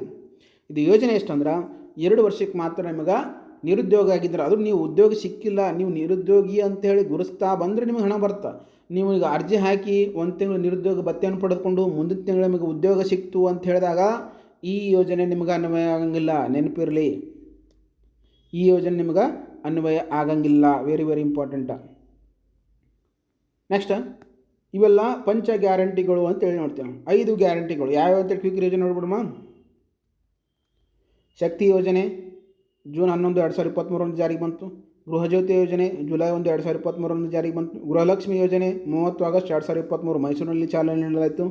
ಅನ್ನಭಾಗ್ಯ ಯೋಜನೆ 2013 ಇದ್ದ ಸ್ಕೀಮ್ 2023 ವಿಸ್ತರಿಸಿ ಈ ಯೋಜನೆಯನ್ನು ಜಾರಿಗೆ ತಂದಿತ್ತು. ನೆಕ್ಸ್ಟ್, ಯುವ ನಿಧಿ ಯೋಜನೆ ಜನವರಿ 12, 2024 ಶಿವಮೊಗ್ಗ ಜಿಲ್ಲೆಯಲ್ಲಿ ಚಾಲನೆಯನ್ನು ನೀಡಲಾಯಿತು. ಇದೆಲ್ಲ ಪಂಚ ಗ್ಯಾರಂಟಿಗಳು. ಏನು ಕರ್ನಾಟಕ ಸರ್ಕಾರ ಚುನಾವಣೆಗಿಂತ ಮುಂಚೆ ನೀಡಿದಂಥ ಒಂದು 5 ಪಂಚ ಗ್ಯಾರಂಟಿಗಳನ್ನು ಕರ್ನಾಟಕ ಸರ್ಕಾರ ಯಶಸ್ವಿಯಾಗಿ ಜಾರಿಗೆ ತಂದಿದೆ. ಈ ಸಹ ಜಾರಿಯಲ್ಲಿ ಇವೆ. ಇನ್ನು ಇತರ ಯೋಜನೆಗಳು ಅಂತ ನೋಡಿದಾಗ, ಇತರ ಕಲ್ಯಾಣ ಯೋಜನೆಗಳು ಶಿಕ್ಷಣ, ಆರೋಗ್ಯ, ಕೃಷಿ ಮತ್ತು ಉದ್ಯೋಗದಾತರಿಗೆ ಇನ್ನೂ ಹಲವಾರು ಯೋಜನೆಗಳನ್ನು ಕರ್ನಾಟಕ ಸರ್ಕಾರ ಜಾರಿಗೆ ತಂದಿದೆ. ಶಿಕ್ಷಣ ಕ್ಷೇತ್ರದಲ್ಲಿ, ಆರೋಗ್ಯ ಕ್ಷೇತ್ರದಲ್ಲಿ, ಕೃಷಿ ಮತ್ತು ಉದ್ಯೋಗದಾತ ಯೋಜನೆಗಳನ್ನು ಕರ್ನಾಟಕ ಸರ್ಕಾರ ಏನು ಪಂಚ ಗ್ಯಾರಂಟಿಗಳನ್ನು ಹೊರತುಪಡಿಸಿ ಈಗಾಗಲೇ ಇರುವಂತಹ ಯೋಜನೆಗಳು ಅದ ನಮ್ಮಲ್ಲಿ. ಅವು ಯಾವ ಅಂತೇಳಿ ನೋಡಿದಾಗ, ಒಂದೇದು ಪ್ರಮುಖ ಅಭಿವೃದ್ಧಿ ಯೋಜನೆಗಳು. ಅಭಿವೃದ್ಧಿ ಮಾಡೋಕೆ ಅಂದ್ರೆ ಡೆವಲಪ್ಮೆಂಟ್ ಮಾಡೋಕೆ ಯಾವೆಲ್ಲ ಯೋಜನೆಗಳದಾವ? ಕೂಸಿನ ಮನೆ ಯೋಜನೆ, ನರೇಗಾ ಅಂತ ಬರುತ್ತೆ, Mahatma Gandhi national rural guarantee act ಅಂತ ನಮ್ಮಲ್ಲಿ ಏನು ರೂರಲ್ ಗ್ರಾಮೀಣ ಸಿಗುತ್ತಲ್ಲ, ಅದರಲ್ಲಿ ಕಾರ್ಮಿಕರು ಮತ್ತು ಇತರ ದುಡಿಯುವ ತಾಯಂದರಿಗೆ ಮಕ್ಕಳಿಗಾಗಿ ಗ್ರಾಮ ಪಂಚಾಯತಿಗಳಲ್ಲಿ ಸ್ಥಾಪಿಸಲಾದ ಶಿಶುಪಾಲ ಕೇಂದ್ರಗಳು. ಕೂಸಿನ ಮನೆ ಯೋಜನೆ, ಈ ಸಣ್ಣ ಮಕ್ಕಳು ಇರ್ತಿರ್ತಾರೆ, ಈ ನರೇಗಾದಾಗ ಕೆಲಸ ಮಾಡೋಕೆ ಹೋಗ್ತಿರ್ತಾರೆ, ಈ ಮನೆಯಾಗ ಯಾರು ಇರೋಂಗಿಲ್ಲ, ಗಂಡ ಹೇಳ್ತಿರ್ತಾರೆ, ಅದಕ್ಕೊಂದು ಸಣ್ಣ ಮಗು ಇರ್ತೈತಿ, ಯಾರು ತೆಗೆದುಕೊಳ್ಳೋರಲ್ಲ, ನೋಡ್ಕೊಳ್ಳೋರಲ್ಲ. ಆ ಕಾರಣಕ್ಕಾಗಿ ಏನು ಮಾಡುತ್ತೆ ಈ ಸರ್ಕಾರಗಳು ಏನು ಮಾಡ್ತಿದ್ರೆ, ಗ್ರಾಮ ಪಂಚಾಯತಿಗಳಲ್ಲಿ ಸ್ಥಾಪಿಸಲಾದ ಶಿಶುಪಾಲನಾ ಕೇಂದ್ರಗಳನ್ನು ಸ್ಥಾಪಿಸುತ್ತೆ. ಈ ಶಿಶುಪಾಲನಾ ಕೇಂದ್ರಗಳಂದ್ರೇನು? ನೀವು ಕೆಲಸಕ್ಕೆ ಹೋಗುವಾಗ ತಂದೆ ತಾಯಿಯವರು ಕೆಲಸಕ್ಕೆ ಹೋದ ನಂತರ ಅವ್ರ ಮಕ್ಕಳು ನೋಡ್ಕೊಳ್ಳೋಕೆ ಯಾರು ಇರೋಲ್ಲ, ಸಣ್ಣ ಮಕ್ಕಳು ಇರ್ತಾರೆ. ಆ ಮಕ್ಕಳನ್ನು ನೀವು ಶಿಶುಪಾಲನಾ ಕೇಂದ್ರಗಳಲ್ಲಿ ನೀವು ಬಿಟ್ಟು ಹೋಗ್ಬೋದು. ಆ ಮಕ್ಕಳನ್ನ ನೋಡ್ಕೊತಾರೆ. ಗ್ರಾಮ ಪಂಚಾಯತಿ ವ್ಯಾಪ್ತಿಯಲ್ಲಿ ಸ್ಥಾಪನೆ ಏನು ಮಾಡಿರ್ತಾರೆ? ಶಿಶುಪಾಲನಾ ಕೇಂದ್ರಗಳು ಅಂತೇಳಿ ನಿಮ್ಮ ಮಕ್ಕಳನ್ನು ನೋಡ್ಕೊಳ್ಳೋಕ್ಕಾದಂಥ ಒಂದು ಕೇಂದ್ರ. ನೆಕ್ಸ್ಟ್, ರೈತ ವಿದ್ಯಾನಿಧಿ ಯೋಜನೆ. ರೈತ ವಿದ್ಯಾನಿಧಿ ಯೋಜನೆ. ರೈತರು, ಕೃಷಿ ಕಾರ್ಮಿಕರು ಮತ್ತು ನೇಕಾರರು ಹಾಗೂ ಮೀನುಗಾರರ ಮಕ್ಕಳಿಗೆ ಉನ್ನತ ಶಿಕ್ಷಣಕ್ಕಾಗಿ ವಾರ್ಷಿಕ 2,000ರಿಂದ 11,000ವರೆಗೆ ವಿದ್ಯಾರ್ಥಿ ವೇತನ ನೀಡ್ತಾರೆ. ಸ್ಕಾಲರ್ಶಿಪ್ಗೆ ಸಂಬಂಧಪಟ್ಟಂಥ ಯೋಜನೆ ರೈತ ವಿದ್ಯಾನಿಧಿ ಯೋಜನೆ. ನಿಮ್ಗೆ ಕೇಳ್ತಾರೆ ರೈತ ವಿದ್ಯಾನಿಧಿ ಯೋಜನೆ ಯಾವುದಕ್ಕೆ ಸಂಬಂಧಪಟ್ಟೆ ಅಂತ ಕೇಳಿದಾಗ ರೈತರು ಇರ್ಬೋದು, ಕೃಷಿ ಕಾರ್ಮಿಕರು, ನೇಕಾರರು ಮತ್ತು ಮೀನುಗಾರರ ಮಕ್ಕಳಿಗೆ, ಬಿಸ್ನೆಸ್ ಮ್ಯಾನ್ ಮಕ್ಕಳಿಗೆ ಕೊಡೋದಲ್ಲ ಮತ್ತು ಗೌರ್ಮೆಂಟ್ ನೌಕರಿ ಅಂತ ಮಕ್ಕಳಿಗೆ ಕೊಡುವಂಥ ಸ್ಕಾಲರ್ಶಿಪ್ ಅಲ್ಲ. ದಿವಸ ನೆನ್ಪಿಟ್ಕೋರಿ ನೀವು.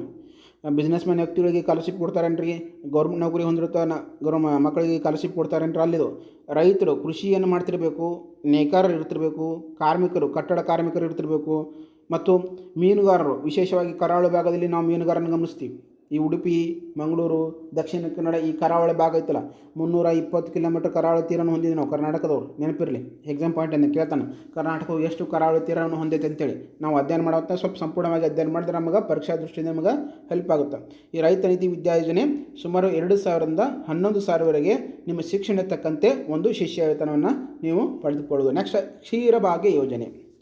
ಕ್ಷೀರಭಾಗ್ಯ ಯೋಜನೆ ಏನು ಅಭಿವೃದ್ಧಿ ಮಾಡೋದಕ್ಕೆ ಎದಕ್ಕೆ ತಂದ್ರೆ ಯೋಜನೆಯನ್ನು? ಸರ್ಕಾರಿ ಮತ್ತು ಅನುದಾನಿತ ಶಾಲೆಗಳ 1ನೇಯಿಂದ 10ನೇ ತರಗತಿ ವಿದ್ಯಾರ್ಥಿಗಳಿಗೆ ಉಚಿತ ಅಂಗನವಾಡಿ ಹಾಗೂ ವಾರದಲ್ಲಿ 5 ದಿನ ಉಚಿತ ಹಾಲು ಮತ್ತು ಉಚಿತ ಬಿಸಿ ಹಾಲನ್ನು ವಿತರಣೆ ಕಾರ್ಯಕ್ರಮ ಇದೆ. ಕ್ಷೀರಭಾಗ್ಯ ಯೋಜನೆ ಏನಿದೆ ಕಾರ್ಯಕ್ರಮ ಅಂದ್ರೆ ಸರ್ಕಾರಿ ಸ್ಕೂಲುಗಳಲ್ಲಿ ಮತ್ತು ಅನುದಾನಿತ ಸ್ಕೂಲುಗಳಲ್ಲಿ ನೋಡ್ತೀವಿ. ಈಗ ನೋಡ್ಬೇಕು, government school and aided school ಕರಿತಾರೆ. ಎಡೆಡ್ ಸ್ಕೂಲ್ ಬೇರೆ, ಗೌರ್ಮೆಂಟ್ ಸ್ಕೂಲ್ಗಳು ಬೇರೆ ಅಂತ. ಆದ್ರೂ ಇವೆರಡು ಸ್ಕೂಲುಗಳಿಗೆ ಕರ್ನಾಟಕ ಸರ್ಕಾರ ಕ್ಷೀರಭಾಗ್ಯ ಯೋಜನೆ ತಂದಿದೆ. ಅಂದ್ರೆ ಎಲ್ಲ ಮಕ್ಕಳಿಗೆ ನೀಡ್ತಾರೇನ್ರಿ, ಡಿಗ್ರಿಯವರು ಕಲಿಯೋರು ನೀಡ್ತಾರೆ ಅಂತ ಕೇಳ್ಕೊಬೇಡ್ರಿ. 1ನೇ ತರಗತಿಯಿಂದ 10ನೇ ತರಗತಿಯವರೆಗೆ ಯಾರು ಸರ್ಕಾರಿ ಶಾಲೆಯಲ್ಲಿ ಕಲಿತಿರ್ತಾರ, ಯಾರು ಎಡೆಡ್ ಸ್ಕೂಲುಗಳಲ್ಲಿ ಅನುದಾನಿತ ಶಾಲೆಗಳಲ್ಲಿ ಕಲಿತಿರ್ತಾರ ಅಂಥ ವಿದ್ಯಾರ್ಥಿಗಳಿಗೆ ವಾರದಲ್ಲಿ 5 ದಿನ 6 ದಿನ ನೀಡಂಗಿಲ್ಲ. ನೆನಪಿರಲಿ ನಿಮಗೆ, ವಾರದಲ್ಲಿ 5 ದಿನ ಬಿಸಿ ಹಾಲು, ಉಚಿತ ಬಿಸಿ ಹಾಲು ವಿತರಣೆ ಕಾರ್ಯಕ್ರಮ ಇದು ಕ್ಷೀರಭಾಗ್ಯ ಯೋಜನೆ. ಕ್ಷೀರ ಕ್ರಾಂತಿ ನಮಿಡ್ತಾ ಹಾಲಿಗೆ ಸಂಬಂಧಪಟ್ಟಂಗೆ ನಮ್ಮಲ್ಲಿ ಕ್ರಾಂತಿ, ವೈಟ್ ರೆವಲ್ಯೂಷನ್ ಅಂತ ಕರಿತೀವಿ ನಾವು. ಹಾಲಿನಲ್ಲಿ ಬೃಹತ್ ಪ್ರಮಾಣದಲ್ಲಿ ಉತ್ಪನ್ನ ಮಾಡ್ತಾ ವೈಟ್ ರೆವಲ್ಯೂಷನ್ ಅದೇ ಕರಿತೀವಿ. ನಿಮಗೆ ಎಕ್ಸಾಮಲ್ಲಿ ಮುಂದೆ ಬರುತ್ತೆ, ನಿಮಗೆ ಹೇಳ್ತಂತೆ ಕ್ಲಾಸ್ ಮಾಡೋತ್ನಾಗ ಇನ್ನೂ ಅತಿ ಹೆಚ್ಚಿನ ಮಾಹಿತಿ ನಿಮ್ಗೆ ಕೊಡ್ತಾ ಹೋಗ್ತೀನಿ. ನೆಕ್ಸ್ಟ್ ಮತ್ತೆಲ್ಲ ಯೋಜನೆಗಳು ಪ್ರಮುಖ ಮತ್ತೆ ಇನ್ನೂ ಯಾವೆಲ್ಲ ಅಭಿವೃದ್ಧಿ ಯೋಜನೆಗಳು ತಂದವ? ಗಂಗಾ ಕಲ್ಯಾಣ ಯೋಜನೆ. ಗಂಗಾ ಕಲ್ಯಾಣ ಯೋಜನೆ ನೀವು ಕೇಳಿರ್ಬೋದು. ಗಂಗಾ ಕಲ್ಯಾಣ ಯೋಜನೆ ನಮ್ಮೆಲ್ಲ ಬೋರ್ ಹಾಕಿ ಕೊಡ್ತಾರೆ ಸರ್ಕಾರಗಳು ಅಂತ ಹೇಳಿದಾಗ, ಸಣ್ಣ ಮತ್ತು ಅತಿ ಸಣ್ಣ ರೈತರು, ಬಡ ಮತ್ತು ಪರಿಶಿಷ್ಟ ಜಾತಿ ಹಾಗೂ ಹಿಂದುಳಿದ ವರ್ಗಗಳ ಜಮೀನುಗಳಿಗೆ ನೀರಾವರಿ ಸೌಲಭ್ಯವನ್ನು ಕಲ್ಪಿಸಲು ಉಚಿತ ಕೊಳವೆ ಬಾವಿ ಕೊರೆಸುವ ಯೋಜನೆ. ಗಂಗಾ ಕಲ್ಯಾಣ ಯೋಜನೆ ಏನಪ್ಪ ಅಂದ್ರೆ ಸಣ್ಣ ಮತ್ತು ಅತಿ ಸಣ್ಣ ರೈತರು 2 ಎಕರೆ, 4 ಎಕರೆ, 3 ಎಕರೆ, 1 ಎಕರೆ ಹೊಂದಿರ್ತಾರಲ್ಲ ಇಂಥ ರೈತರು. 5 ಎಕರೆ ಇದ್ದವ್ರಿಗಲ್ಲ, ಇದು ನೆನಪಿರಲಿ. 5 ಎಕರೆ, 6 ಎಕರೆ, 8 ಎಕರೆ, 10 ಎಕರೆ, 4 ಎಕರೆಗಿಂತ ಮೇಲ್ಪಟ್ಟು ಏರಿರ್ತಾರಲ್ಲ ಅವರು ಸಣ್ಣ ರೈತರಲ್ಲ. ಇದು ನೆನಪಿರಲಿ ನಿಮಗೆ. ಯಾರು ಸಣ್ಣ ರೈತರು ಮತ್ತು ಅತಿ ಸಣ್ಣ, 4 ಎಕರೆ ಅತಿ ಸಣ್ಣ ಅಂದರೆ 1 ಎಕರೆ, ಅತಿ ಸಣ್ಣ ರೈತರು ಮತ್ತು ಅತಿ ಸಣ್ಣ ರೈತರು ಯಾವ ಜಾತಿಗೆ ಈ ಯೋಜನೆ ತಂದಾರ ಅಂದ್ರೆ ಪರಿಶಿಷ್ಟ ಜಾತಿ, ಪರಿಶಿಷ್ಟ ಪಂಗಡ, ಹಿಂದುಳಿದ ವರ್ಗ, ಏನು OBC ಅಂತ ಕೇಳ್ತಾರೆ, ಅದರ್ ಬ್ಯಾಕ್ವರ್ಡ್ ಕ್ಲಾಸಸ್ ಅಂತೇಳಿ ಅವ್ರಿಗೂ ಸಹ ಯೋಜನೆ ಇತ್ತು. ನೆನಪಲ್ಲಿ ನಿಮ್ಗೆ OBCಗೂ ಸಂಬಂಧಪಟ್ಟ ಯೋಜನೆಗಳು ಕೆಲವು ಪರಿಶಿಷ್ಟ ಜಾತಿ, ಪರಿಶಿಷ್ಟ ಪಂಗಡಕ್ಕೆ ಸಂಬಂಧಪಟ್ಟದಲ್ಲ. ಪರಿಶಿಷ್ಟ ಜಾತಿ, ಪರಿಶಿಷ್ಟ ಪಂಗಡ ಮತ್ತು ಹಿಂದುಳಿದ ವರ್ಗಗಳ OBC ಅವರಿಗೂ ಈ ಗಂಗಾ ಕಲ್ಯಾಣ ಯೋಜನೆ ಜಾರಿಯಲ್ಲಿ ಐತಿ. ಹೌದಾ? ನೆನಪಿಡ್ಬೇಕು ನೀವು. ನಿಮ್ಗೆ ಎಕ್ಸಾಮಲ್ಲಿ ಕೇಳಿರ್ತಾನೆ ಗಂಗಾ ಕಲ್ಯಾಣ ಯೋಜನೆ ಸ್ಟೇಟ್ಮೆಂಟ್ ವೈಸ್ ಕೊಟ್ಟಿರ್ತಾನೆ. ಇವೆಲ್ಲ ನೆನಪಿಡೋಕ್ಕೆ ಸಾಧ್ಯ ಬೇಕು. ಪರಿಶಿಷ್ಟ ಜಾತಿ, ಪರಿಶಿಷ್ಟ ಪಂಗಡ, ಹಿಂದುಳಿದ ವರ್ಗ ಅಂತೇಳಿ, ಸಣ್ಣ ಮತ್ತು ಅತಿ ಸಣ್ಣ ರೈತರು ಅಂತೇಳಿ. ಯಾಕಂದ್ರೆ 4 ಎಕರೆಗಿಂತ ಮೇಲ್ಪಟ್ಟ ಹೊಂದಿರ್ತಾರವ್ರಲ್ಲಿ ಸಣ್ಣ ರೈತರು ಆಗಂಗಿಲ್ಲ. ಇವೆಲ್ಲ ನಿಮ್ಮ ಪಾಯಿಂಟ್ ನೆನಪಿಡೋಕ್ಕೆ ಸಾಧ್ಯ ಆಗಿರಬೇಕು. ನೆಕ್ಸ್ಟ್ ಯಶಸ್ವಿ ಆರೋಗ್ಯ ಯೋಜನೆ. ಯಶಸ್ವಿನಿ ಆರೋಗ್ಯ ಯೋಜನೆ, ಯಶಸ್ವಿನಿ ಕಾರ್ಡ್ ಅಂತ ಬರ್ತದೆ. ಯಶಸ್ವಿನಿ ಕಾರ್ಡ್ ಏನು? ಯಶಸ್ವಿನಿ ಕಾರ್ಡ ಸಹಕಾರಿ ಸಂಘಗಳ ಸದಸ್ಯರು ಮತ್ತು ಅವರ ಅವಲಂಬಿತ ಅಲ್ಪ ಪ್ರೀಮಿಯಂನಲ್ಲಿ ನಿಗದಿತ ಆಸ್ಪತ್ರೆಗಳಲ್ಲಿ ನಗದು ರಹಿತ ಚಿಕಿತ್ಸಾ ಸೌಲಭ್ಯ. ಯಶಸ್ವಿನಿ ಕಾರ್ಡ್ ಅಂತ ಕೊಡ್ತಾರೆ. ಸೊಸೈಟಿಗೆ ಹೋಗ್ರಿ ನೀವು, ನಿಮ್ಮ ಊರ ಸೊಸೈಟಿ ಇರ್ತಲ್ಲ, ಅಕ್ಕಿಗೆ ಓದಿ ಕೊಡ್ತಿರ್ತಾರಲ್ಲ, ಸೊಸೈಟಿಗೆ ಹೋಗ್ರಿ, ಅವಾಗ ಯಶಸ್ವಿನಿ ಕಾರ್ಡ್ ಅಂತ ಕೇಳಿದ್ರೆ ನಿಮ್ಗೆ ಕೊಡ್ತಾರೆ. ನೀವು ಆಧಾರ್ ಕಾರ್ಡ್ ಸಬ್ಮಿಟ್ ಮಾಡೋದಕ್ಕೆ ಸ್ವಲ್ಪ ಕನಿಷ್ಠ ಮಟ್ಟದಲ್ಲಿ ಫೀ ಇರ್ತೈತಿ. ಕನಿಷ್ಠ ಲೋ ಲೆವೆಲ್ ಇರ್ತೈತೆ ಒಬ್ಬರ ಪರ್ಸನ್ಗೆ, ಒಬ್ಬ ವ್ಯಕ್ತಿ ಆಧಾರದ ಮೇಲೆ ಕನಿಷ್ಠವಾಗಿ ಅಂತ ಒಂದು ಫೀ ಇರ್ತೈತಿ. ಅದನ್ನು ನೀವು ಭರ್ತಿ ಮಾಡಿಕೊಟ್ರೆ ನಿಮ್ಗೆ ಯಶಸ್ವಿನಿ ಕಾರ್ಡ್ ಅಂತ ಕೊಡ್ತಾರೆ. ಆ ಯಶಸ್ವಿ ಕಾರ್ಡ್ನಲ್ಲಿರುವಂಥ ಮೆಂಬರ್ಗಳಲ್ಲಿ ಫ್ಯಾಮಿಲಿ ಮೆಂಬರ್ಸ್ ಇರ್ತಾರಲ್ಲ ಅವರಿಗೆ ಅಲ್ಪ ಪ್ರಮಾಣದಲ್ಲಿ, ಅಂದರೆ ಎಲ್ಲ ಪ್ರಮಾಣ ಕೊಡಲಿ. 8 ಲಕ್ಷ ನಮ್ಮ ಹಾಸ್ಪಿಟಲ್ ಖರ್ಚಾಗೈತ್ರಿ, 8 ಲಕ್ಷ ಕೊಡ್ರಿ, 10 ಲಕ್ಷ ಕೊಡ್ರಿ, ಹಂಗೆ ಇರಂಗಿಲ್ಲ. ಅವರು ಅಲ್ಪ ಪ್ರಮಾಣದಲ್ಲಿ ನಗದು ರಹಿತ ಅಂದರೆ ಕ್ಯಾಶ್ ಕೊಡೋಂಗಿಲ್ಲ. ಅವರು ಸರ್ಕಾರಗಳು ಆನ್ಲೈನ್ ಟ್ರಾನ್ಸಾಕ್ಷನ್ ಮಾಡೋ ಮುಖಾಂತರ ಅವರಿಗೆ ಹಣವನ್ನು ಭರ್ತಿ ಮಾಡ್ತಾರೆ. ಯಾರು? ಯಶಸ್ವಿನಿ ಆರೋಗ್ಯ ಕಾರ್ಡ್ ಯೋಜನೆ ಅಂತ ಕರಿತೀವಿ. ನಿಮ್ಗೆ ಸೊಸೈಟಿಯಲ್ಲಿ ಕೊಡ್ತಾರೆ. ನಿಮಗೆ ಬೇಕಾದ್ರೆ ಹೋಗಿ ನೀವು ಊರಲ್ಲಿರುವಂಥ ಸೊಸೈಟಿಗೆ ಕೇಳ್ಬೋದು ನೀವು. ನೆಕ್ಸ್ಟ್ ಅರಿವು ಸಾಲ ಯೋಜನೆ. ಏನಿದು ಅರಿವು ಸಾಲ ಯೋಜನೆ? ಧಾರ್ಮಿಕ ಅಲ್ಪಸಂಖ್ಯಾತ ಸಮುದಾಯದ ಧಾರ್ಮಿಕ ಅಲ್ಪಸಂಖ್ಯಾತ ಸಮುದಾಯದ ಬಡ ವಿದ್ಯಾರ್ಥಿಗಳಿಗೆ ಧಾರ್ಮಿಕ ಅಲ್ಪಸಂಖ್ಯಾತ ಸಮುದಾಯದ ಬಡ ವಿದ್ಯಾರ್ಥಿಗಳಿಗೆ ವೃತ್ತಿಪರ ಶಿಕ್ಷಣಕ್ಕಾಗಿ CET ಮತ್ತು ನೀಟ್ ನಮ್ಮಲ್ಲಿ ಇದು ಮಾಡ್ತಾರೆ ಗೊತ್ತಾ, ಡಾಕ್ಟರ್ ಆಗ್ಬೇಕ್ರಿ, ನಮ್ಮ ಮಗ JEE ಎಕ್ಸಾಮ್ ಕ್ಲಿಯರ್ ಆಗ್ಬೇಕ್ರಿ, ನಮ್ಮ ಮಕ್ಕಳು ಡಾಕ್ಟರ್ ಆಗ್ಬೇಕ್ರಿ, ಇಂಜಿನಿಯರ್ ಆಗ್ಬೇಕ್ರಿ, ಇವೆಲ್ಲ ಓದಾಕ ನಮ್ಮಲ್ಲಿ CET ಎಕ್ಸಾಮ್ ಬರೀ ಕಂಡಕ್ಟ್ ಮಾಡ್ತಾರೆ. ಡಾಕ್ಟರ್ ಆಗ್ಬೇಕ್ರಿ, MD ಆಗ್ಬೇಕ್ರಿ, MBBS ಮಾಡ್ಬೇಕ್ರಿ, ನೀಟ್ ಗೌರ್ಮೆಂಟ್ ಸೀಟ್ ಸಿಗ್ಬೇಕ್ರಿ. ಹೌದಾ, ಇಂಥ ಉನ್ನತ ಶಿಕ್ಷಣಕ್ಕೆ ಧಾರ್ಮಿಕ ಅಲ್ಪಸಂಖ್ಯಾತ ಸಮುದಾಯ, ಇದು ಇಂಪಾರ್ಟೆಂಟ್ ನೆನಪಿರಲಿ. ಅರಿವು ಸಾಲವನ್ನು ಯಾರು ನೀಡ್ತಾರೆ? ಧಾರ್ಮಿಕ ಅಲ್ಪಸಂಖ್ಯಾತದ ಬಡ ವಿದ್ಯಾರ್ಥಿಗಳಿಗೆ. ಧಾರ್ಮಿಕ ಅಲ್ಪಸಂಖ್ಯಾತರ ಅಂತ ನೋಡ್ತೀವಿ ನಾವು. ನಮ್ಮಲ್ಲಿ ಅಲ್ಪಸಂಖ್ಯಾತ ಧರ್ಮಗಳು ಅಂತೇಳಿ ಗುರುತಿಸಿದ್ದಾರೆ, ನಿಮಗೆಲ್ಲ ಗೊತ್ತದಾವೆ, ನಾವೇನು ಹೇಳುವುದಂತ ಅವಶ್ಯಕತೆ ಇಲ್ಲ. ಅಲ್ಪಸಂಖ್ಯಾತ ಧರ್ಮಗಳು ಯಾವ್ಯಾವ ಅಂತೇಳಿ. ಧಾರ್ಮಿಕ ಅಲ್ಪಸಂಖ್ಯಾತದ ಸಮುದಾಯದ ಬಡ ವಿದ್ಯಾರ್ಥಿಗಳಿಗೆ ವೃತ್ತಿಪರ ಶಿಕ್ಷಣಕ್ಕಾಗಿ ಇವೆಲ್ಲದಲ್ಲ, MBBS ಗೌರ್ಮೆಂಟ್ ಸೀಟ್ ಆಗಲಿ, ನೀಟಲ್ಲಿ ಎಲ್ಲ ವೃತ್ತಿಪರ ಶಿಕ್ಷಣ, ತಾಂತ್ರಿಕಕ್ಕೆ ಸಂಬಂಧಪಟ್ಟಂಗೂ ಮೆಡಿಕಲ್ಗೆ ಸಂಬಂಧಪಟ್ಟಂತಹ ಅಂತ ಒಂದು ಕೋರ್ಸ್ಗಳಿವು. ಇವು ನಿಮ್ಗೆ ಕಲಿಯಾಕೆ ಏನು ಕೊಡ್ತದೆ ಅಂದರೆ, ಧಾರ್ಮಿಕ ಅಲ್ಪಸಂಖ್ಯಾತದ ಆಧಾರದ ಮೇಲೆ ನೀವು ಆ ಧರ್ಮಕ್ಕೆ ಸೇರಿದಿರಂದ್ರೆ ನಿಮ್ಗೆ ಅತ್ಯಂತ ಕಡಿಮೆ ಬಡ್ಡಿ ದರದಲ್ಲಿ ಶೈಕ್ಷಣಿಕ ಸಾಲವನ್ನು, ಎಜುಕೇಷನ್ ಲೋನನ್ನು ನೀಡ್ತದೆ. ಎಜುಕೇಷನ್ ಲೋನನ್ನು ಅರಿವು ಸಾಲ ಯೋಜನೆ, ನಿಮ್ಗೆ ಕೇಳ್ತಾರೆ ಅರಿವು ಸಾಲ ಯೋಜನೆ ಯಾವ ವ್ಯಕ್ತಿಗಳಿಗೆ ಸಂಬಂಧಪಟ್ಟಿದ್ದು, ಯಾವ ಧರ್ಮಕ್ಕೆ ಸಂಬಂಧಪಟ್ಟಿದ್ದು ಮತ್ತು ಯಾಕೆ ನೀಡ್ತಾರೆ ಅಂತೇಳಿ ನಿಮ್ಮ ಪ್ರಶ್ನೆಯಲ್ಲಿ ಬರ್ತದೆ. ಇವೆಲ್ಲ ನೀವು ನೆನಪಿಡೋಕ್ಕೆ ಸಾಧ್ಯ ಆಗಿರಬೇಕು. ಇವೆಲ್ಲವೂ ಸಹ ಏನು ಕರ್ನಾಟಕ ಸರ್ಕಾರ ಪಂಚ ಗ್ಯಾರಂಟಿ ಮತ್ತು ಇತರೆ ಅಭಿವೃದ್ಧಿ ಮಾಡೋಕ್ಕೆ ತಂದಂಥ ಯೋಜನೆಗಳು. ಸ್ವಲ್ಪ ಪ್ರಕ್ರಿಯೆ ದೃಷ್ಟಿಕೋನ ಒಂದು ಕಿಕ್ಕು ಯೋಜನೆ ನೋಡ್ಕೊಂಡ್ಬರೋಣ. ಏನಂತ, ಶಕ್ತಿ ಯೋಜನೆ ಯಾವಾಗ ಜಾರಿ ಬಂತು? 2023. ಪ್ರಮುಖ ಇಲಾಖೆ ಯಾವ ಇಲಾಖೆ ಇದಕ್ಕೆ ನಿರ್ವಹಿಸುತ್ತೆ ಅಂದರೆ ಸಾರಿಗೆ ಇಲಾಖೆ. ಫಲಾನುಭವಿಗಳು ಯಾರಂದ್ರೆ ಕರ್ನಾಟಕದ ಮಹಿಳೆಯರು ಮತ್ತು ಲಿಂಗಾಯತ ಅಲ್ಪಸಂಖ್ಯಾತರು. ಇದು ಸಹ ನೀವು ನೆನಪಿಡಕ್ಕೆ ಸಾಧ್ಯ ಇರಬೇಕು. ನೆಕ್ಸ್ಟ್, ಗೃಹ ಜ್ಯೋತಿ ಯೋಜನೆ. ಶಕ್ತಿ ಯೋಜನೆ ಜಾರಿಗೆ ಬಂದದ್ದು ಡೇಟ್ಸ್ ನೆನಪಿಟ್ಕೊಂಡ್ಬಿಡ್ರಿ, June 11 ಜಾರಿಗೆ ಬರ್ತದೆ, ನೆನಪಿರಲಿ. ನೆಕ್ಸ್ಟ್, ಗೃಹ ಜ್ಯೋತಿ ಯೋಜನೆ July 1, 2023 ಇಂಧನ ಇಲಾಖೆ ನಿರ್ವಹಣೆ ಮಾಡ್ತದೆ. ಇದು ಗೃಹ ಬಳಕೆ ವಿದ್ಯುತ್ ಗ್ರಾಹಕರಿಗೆ ಕನಿಷ್ಠ 200 ಯೂನಿಟ್ ವಿದ್ಯುತ್ತನ್ನು ಉಚಿತವಾಗಿ ಕೊಡ್ತದೆ. ನೆಕ್ಸ್ಟ್, ಗೃಹಲಕ್ಷ್ಮಿ ಯೋಜನೆ ಆಗಸ್ಟ್ 30 ಮೈಸೂರಿನಲ್ಲಿ, ನೆನಪಿರಲಿ, ಪ್ಲೇಸ್ ನೆನಪಿರಲಿ, ಯಾವ ನಗರದಲ್ಲಿ ಚಾಲನೆ ನೀಡಲಾಯಿತು ಅಂತ ಕೇಳ್ತಾನೆ. ಗೃಹಲಕ್ಷ್ಮಿ ಯೋಜನೆಗೆ ಯಾವ ನಗರದಲ್ಲಿ ಚಾಲನೆಯನ್ನು ನೀಡಲಾಯಿತು ಅಂತೇಳಿ ಪ್ರಶ್ನೆ ಕೇಳ್ತಾನೆ. ಗೃಹಲಕ್ಷ್ಮಿಗೆ ಆಗಸ್ಟ್ 30, 2023 ಮೈಸೂರಿನಲ್ಲಿ ಚಾಲನೆಯನ್ನು ನೀಡಲಾಯಿತು. ಇದು ಯಾವ ಇಲಾಖೆಗೆ ಸಂಬಂಧಪಟ್ಟಂದ್ರೆ ಮಹಿಳಾ ಮತ್ತು ಮಕ್ಕಳ ಕಲ್ಯಾಣ ಅಭಿವೃದ್ಧಿ ಇಲಾಖೆ. ಮಹಿಳಾ ಮತ್ತು ಮಕ್ಕಳ ಅಭಿವೃದ್ಧಿ ಇಲಾಖೆಗೆ ಸಂಬಂಧಪಟ್ಟಂಥ ಒಂದು ಗೃಹಲಕ್ಷ್ಮಿ ಯೋಜನೆ ಆಯಿತು. ಮಹಿಳಾ ಮತ್ತು ಮಕ್ಕಳ ಅಭಿವೃದ್ಧಿ ಇಲಾಖೆ. ಏನಿದಕ್ಕೆ ನಿಮಗೆ ಫಲಾನುಭವಿಗಳು ಯಾರ್ಯಾರಪ್ಪ ಅಂದ್ರೆ, ಪಡಿತರ ಚೀಟಿಯಲ್ಲಿ ಗುರುತಿಸಲಾದಂಥ ಮನೆ ಯಜಮಾನಿಗೆ, ಏನು BPL, APL ಅಂತ್ಯೋದಯ ಕಾರ್ಡ್ಗಳಿರ್ತಲ್ಲ, ಆ ಮನೆ ಯಜಮಾನಿ ಅಂತೇಳಿ ಗುರುತು ಮಾಡಿರಬೇಕು. ಅಂಥ ಯಜಮಾನಿಗೆ ಬರುವಂಥ ಒಂದು ಯೋಜನೆ ಆದರೆ ಗೃಹಲಕ್ಷ್ಮಿ ಯೋಜನೆ. ಪ್ರತಿ ತಿಂಗಳ ನಿಮ್ಗೆ 2,000 ರೂಪಾಯಿ ಹಣ ಬರ್ತೈತಿ. ನೆಕ್ಸ್ಟ್, ಅನ್ನಭಾಗ್ಯ ಯೋಜನೆ ಪ್ರಾರಂಭದಲ್ಲಿ ಜಾರಿಗಿತ್ತ, ಅದನ್ನು ಮರು ಮಾಡಿ 2023ರಲ್ಲಿ ಜಾರಿ ಮಾಡ್ತಾರೆ. ಯಾವ ಇಲಾಖೆ ಇದನ್ನು ನಿರ್ವಹಣೆ ಮಾಡ್ತಂದ್ರೆ ಆಹಾರ ಮತ್ತು ನಾಗರಿಕ ಸರಬರಾಜು ಇಲಾಖೆ ಏನು ಮಾಡ್ತದಂದ್ರೆ ಗೃಹಲಕ್ಷ್ಮಿ ಯೋಜನೆಗೆ ಅನ್ನಭಾಗ್ಯ ಯೋಜನೆಯನ್ನು ನಿರ್ವಹಣೆ ಮಾಡ್ತೈತಿ. ಇದು ಯಾರಿಗೆ ಇದಕ್ಕೆ ಅರ್ಹರಪ್ಪ ಅಂದ್ರೆ BPL ಮತ್ತು ಅಂತ್ಯೋದಯ ಕಾರ್ಡ್ದಾರರು. APL ಕಾರ್ಡ್ದಾರ ಅಲ್ಲ, ನೆನಪಿರಲಿ ಸಹ ನಿಮ್ಗೆ. APL ಕಾರ್ಡ್ದಾರಿಗೆ ಯಾವುದೇ ರೀತಿ ಅನ್ನಭಾಗ್ಯ ಯೋಜನೆ ಅಪ್ಲೈ ಆಗಿಲ್ಲ. ಅಬೌವ್ ಪಾವರ್ಟಿ ಲೈನ್ ಅಂತ ಕರಿತೀವಿ. BPL ರೇಷನ್ ಕಾರ್ಡ್ ಇರಬೇಕು ಮತ್ತು ಅಂತ್ಯೋದಯ ಕಾರ್ಡ್ದಾರರಿಗೆ ಮಾತ್ರ ಇದು ಅಪ್ಲೈ ಆಗುತ್ತೆ. ನೆಕ್ಸ್ಟ್, ಯುವ ನಿಧಿ ಯೋಜನೆ 2024ರಲ್ಲಿ ಎಲ್ಲಿ ಜಾರಿ ನೀಡುತ್ತಂದ್ರೆ, ಎಲ್ಲಿ ಚಾಲನೆ ನೀಡುತ್ತಂದ್ರೆ ಶಿವಮೊಗ್ಗದಲ್ಲಿ, ನೆನಪಿಡ್ರಿ, ಶಿವಮೊಗ್ಗದ ನಮ್ಮ ನಗರದಲ್ಲಿ ಇದಕ್ಕೆ ಚಾಲನೆ ನೀಡ್ತಾರೆ. ಇದು ಯಾವ ಇಲಾಖೆಗೆ ಸಂಬಂಧಪಟ್ಟಂದ್ರೆ ಕೌಶಲ್ಯ ಅಭಿವೃದ್ಧಿ ಇಲಾಖೆಗೆ ಸಂಬಂಧಪಟ್ಟಂಥ ಒಂದು ಯೋಜನೆ ಆಗೈತಿ. ಮತ್ತು ಯಾರಿಗೆ ಇದಕ್ಕೆ ಫಲಾನುಭವಿಗಳು ಯಾರು ಅರ್ಹತೆ ಯಾರ್ಯಾರಿಗೆ ಐತೆ ಅಂತ ಹೇಳಿದಾಗ, ಪದವಿ ಪಡೆದಿರಬೇಕು, ಡಿಪ್ಲೊಮಾ ಮುಗಿಸಿ ನಿರುದ್ಯೋಗಿಗಳಾಗಿ ಯುವಕರಿಗೆ, ಯಾವುದಾದ್ರೂ ಏನೇ ಒಂದು ಡಿಗ್ರಿ ಆದಲ್ಲಿ ಅಥವಾ ಡಿಪ್ಲೊಮಾ ಆಗಲಿ, ಡಿಗ್ರಿ ಆದವ್ರಿಗೆ 3,000 ರೂಪಾಯಿ ಕೊಡ್ತಿದ್ದಾರೆ, ಡಿಪ್ಲೊಮಾ ಆದವ್ರಿಗೆ 15 ರೂಪಾಯಿ ಕೊಡ್ತಾರೆ. ಹೌದಾ, ಇವು ಸಹ ಕರ್ನಾಟಕದ ಪ್ರಮುಖ ಯೋಜನೆಗಳು. ಪಂಚ ಗ್ಯಾರಂಟಿಯ ಜೊತೆಗೆ ಇತರೆ ಯೋಜನೆಗಳು ಅತ್ಯಂತ ಪರೀಕ್ಷೆ ದೃಷ್ಟಿಯಿಂದಾಗಿ, ಅದರಲ್ಲೂ KEದವರು, KPSC ಅವರು ಎಕ್ಸಾಮನ್ನು ಕಂಡಕ್ಟ್ ಮಾಡ್ಕೊಳ್ಳೋದಾಗಿ ಅತ್ಯಂತ ಪ್ರಮುಖವಾದಂಥ ಇಂಪಾರ್ಟೆಂಟ್. KEದವರು ಎಕ್ಸಾಮ್ ನಡೆಸಾಕ್ತಾರೆ. KPSC ಅವರು ಇತ್ತೀಚೆಗೆ ಶೀಘ್ರದಲ್ಲಿ ಹಲವಾರು ರೀತಿಯ ಅಧಿಸೂಚನೆಗಳನ್ನು ಹೊರಡಿಸ್ತಾರೆ. KSಗೂ ಇಂಪಾರ್ಟೆಂಟ್ ಟಾಪಿಕ್, KEದವರು ನಡೆಸುವಂತಹ ಪರೀಕ್ಷೆಗಳಿಗೂ ಅತ್ಯಂತ ವೆರಿ ಇಂಪಾರ್ಟೆಂಟ್ ಟಾಪಿಕ್ ಇದು. ಯಾವುದು? ಕರ್ನಾಟಕ ಸರ್ಕಾರದ ಪ್ರಮುಖ ಯೋಜನೆಗಳು. ನಿಮ್ಗೆ ಉಚಿತವಾದಂಥ ಈ PDF ನಿಮ್ಗೆ ನನ್ನ SS ಅಕಾಡೆಮಿಯಲ್ಲಿ ಲಭ್ಯ ಇರ್ತೈತಿ. ನಿಮ್ಗೆ ಟೆಲಿಗ್ರಾಮ್ ಚಾನಲಲ್ಲಿ ಲಿಂಕ್ ಕೊಡ್ತೀನಿ. ಕ್ಲಿಕ್ ಮಾಡಿದ್ರೆ ನೀವು ಅದನ್ನು ಅಲ್ಲಿ ಸಂಪೂರ್ಣವಾಗಿ ಅಧ್ಯಯನವನ್ನು ಸಹ ನೀವು ಮಾಡ್ಕೋಬೋದು. ಯಾರೆಲ್ಲ ನಿಮ್ಮ ಸ್ನೇಹಿತರಿಗೆ ಈ ವಿಡಿಯೋ ನೋಡಿಲ್ಲ ಅಂದರೆ ಅತಿ ಹೆಲ್ಪ್ಫುಲ್ ಆಗುತ್ತೆ. ಈ ವಿಡಿಯೋ ನೋಡೋದ್ರಿಂದಾಗಲಿ ಅಥವಾ ಈ PDF ನಿಮ್ಮ ಅಧ್ಯಯನ ಮಾಡೋದ್ರಿಂದಾಗಲಿ ನಿಮಗೆ ಯಾವುದೇ ರೀತಿಯಾದಂಥ ನೆಗೆಟಿವ್ ಬರಲ್ಲ. ಕಂಪಲ್ಸರಿ ಒಂದು ಕ್ವಶನ್ಸ್ ನೀವು ಯಾವ್ಯಾವ ಎಕ್ಸಾಮ್ ಬರ್ರಿ, PC ಎಕ್ಸಾಮ್ ಬರೀ, PSI ಬರೀ, KS ಬರೀ, ಯಾವುದೇ ಎಕ್ಸಾಮ್ ಬರೆದ್ರೂ ಈ ವಿಷಯದ ಮೇಲೆ ನಿಮಗೊಂದು ಪ್ರಶ್ನೆ ಇದ್ದೇ ಇರ್ತೈತೆ, ನೆನಪಿರಲಿ. ಬೇಕಾದ್ರೆ ನೀವು ಕ್ವಶನ್ ಪೇಪರ್ ಬಂದ ಮೇಲೆ ಸಹ ನೀವು ಅಧ್ಯಯನವನ್ನು ಮಾಡ್ಕೋಬೋದು.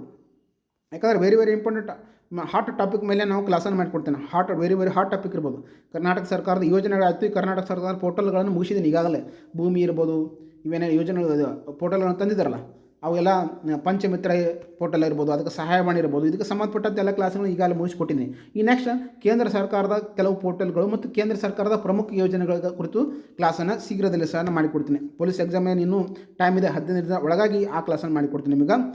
ನಿಮ್ಮ ಸ್ನೇಹಿತರಿಗೆ ಇದನ್ನು ಶೇರ್ ಮಾಡಿ, ಸಬ್ಸ್ಕ್ರೈಬ್ ಮಾಡಿಕೊಳ್ಳಿ ಅಂತ ಹೇಳಿ ಇದೇ ರೀತಿ ವಿಡಿಯೋಗಳು ಪ್ರತಿನಿತ್ಯ ಏನು ನಮ್ಮ ಅಕಾಡೆಮಿಲಿ ಅಪ್ಲೋಡ್ ಆಗ್ತವೆ.